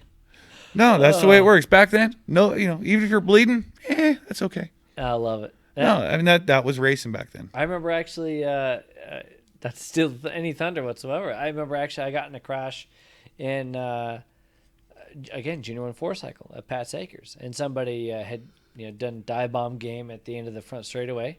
Went up and over me, and we both went off in turn one. And my family didn't have a bunch of money. I'm just wearing jeans, and I have a leather jacket on. And I'm bleeding off my left knee. And I still have a scar from it. A cotter pin or whatever the hell was on the bottom of that go-kart cut me in the knee. And it was pretty deep enough to see white. Yeah. And Dad's like, hey, after I get done, whatever the hell. I can't remember crying, but I'm sure I was at 12 years old. And are you okay? Yeah, I mean, I feel okay or whatever, and keep racing. There's no transport. No. I wore the same bloody jeans and everything else that I had when I left. Well, the almost exact same thing happened to me at Moroso in Florida in the 1600 car. It was my first, was it the Valvoline runoff race? And I was starting first, and I was just walking to the car, and I tripped over the pit wall. Oh God. Not just tripped. I mean, fucking laid out. Oh, yeah. It's like when somebody goes for the jump. Oh. And like the first foot clips. Oh, yeah. And no, it was actually that, but it was more of like clip, parallel to the ground, straight down. And I still got the dent on my leg. It dented my leg, and the fat was coming out. Oh, and I was too embarrassed to say anything. Yeah, I was 14. Fall. I was 14, dude. And luckily, everyone already saw it though. Well, I don't think anyone did, because I went to the pit box. I grabbed a blue terry towel or a blue paper towel and brake clean. I threw a bunch of brake clean on it, on the towel. I walked into the porta potty. I slapped it on, taped it up, put my suit on, didn't say a word. I did the whole race. I won. It was actually a second lap pass against Keith Nunes. It was a bunch of school guys. No, these guys were good back then. No, there was probably only 10 or 12 cars, but there was two guys that were really good. And the other guy, he spun out or something earlier, got hit, and it was the other guy, Winkler. Winkler was the guy that passed. Well, I get out, my whole leg's numb. I can't walk on it because I actually got out and I fell down when I got to the scale. And go to the hospital, got 7 stitches that night. And my dad was so pissed. Oh, man. Yeah. But I wouldn't tell nobody. You didn't beat him by enough. That's what the problem was. Well, no, it's the fact that I took 18 laps. Did that race pay out? That one actually did. $500. Nice. There you go. Come on. Paid for the hospital bill. Yeah, dude, that's the sad part. It's a discussion for a whole nother discussion. But just so you know, karting's the only motorsport or motorsports that I've ever driven that does not pay anything. Every single other RC cars pay more. Well, RC cars is pretty legit. Yeah, but I find it funny. I spend more here than I do at Irwindale Speedway, and I actually get money at Irwindale Speedway in cash at the end of the night. So what you're saying is that everybody else has got a little something coming out. Everybody else has got something to say thank you to at least help pay for at least a pit pass. I got you. So there's a lot to go in karting, but it's our sport and I love it. And I'm gonna keep saying these types of things until we start getting to that direction to make it viable for everybody, not just myself. Well, Travis, once again, thanks for coming out here and hanging out with us, chatting up. This has been a hell of a lot of fun. If someone wants to get dialed in on TI Tuned, if someone wants to get a little bit of love from Travis Irving, how are they gonna get a hold of it? Facebook. I don't publicize myself. I'm not here to make money or to do this. I'm here to support the people that support me and that I believe in. So if they are interested in either talking to me, looking at doing things at the track, reach out to Tony at Formula Works. He can be reached at Formula Works on Facebook, or you can look myself up on Facebook as well, which is Travis Irving, or was Instagram. I think it's at Hot Rocks 85. There's Hot Rocks once See? again. Nice. But yeah, and in all the time, just look for the big, tall, goofy guy at the track because I'm here way too much as it is now. And it's going to be the older one because it's not Cameron Jocelyn. So it'll be the older gentleman. The one without hair. Yes. Yeah, and if you're not sure, come find us at the grid because we damn sure know where. Yeah. Hot Oh, Rocks is yeah. at. Yeah, just ask where Hot Rocks is. They'll point you in the Travis direction. Irving, that guy. Oh, What the hell do you want No, with him? I'll point you somewhere else. Yeah. Hey, once again, bud, I appreciate you coming out here. Thanks again. No, thank you guys very much.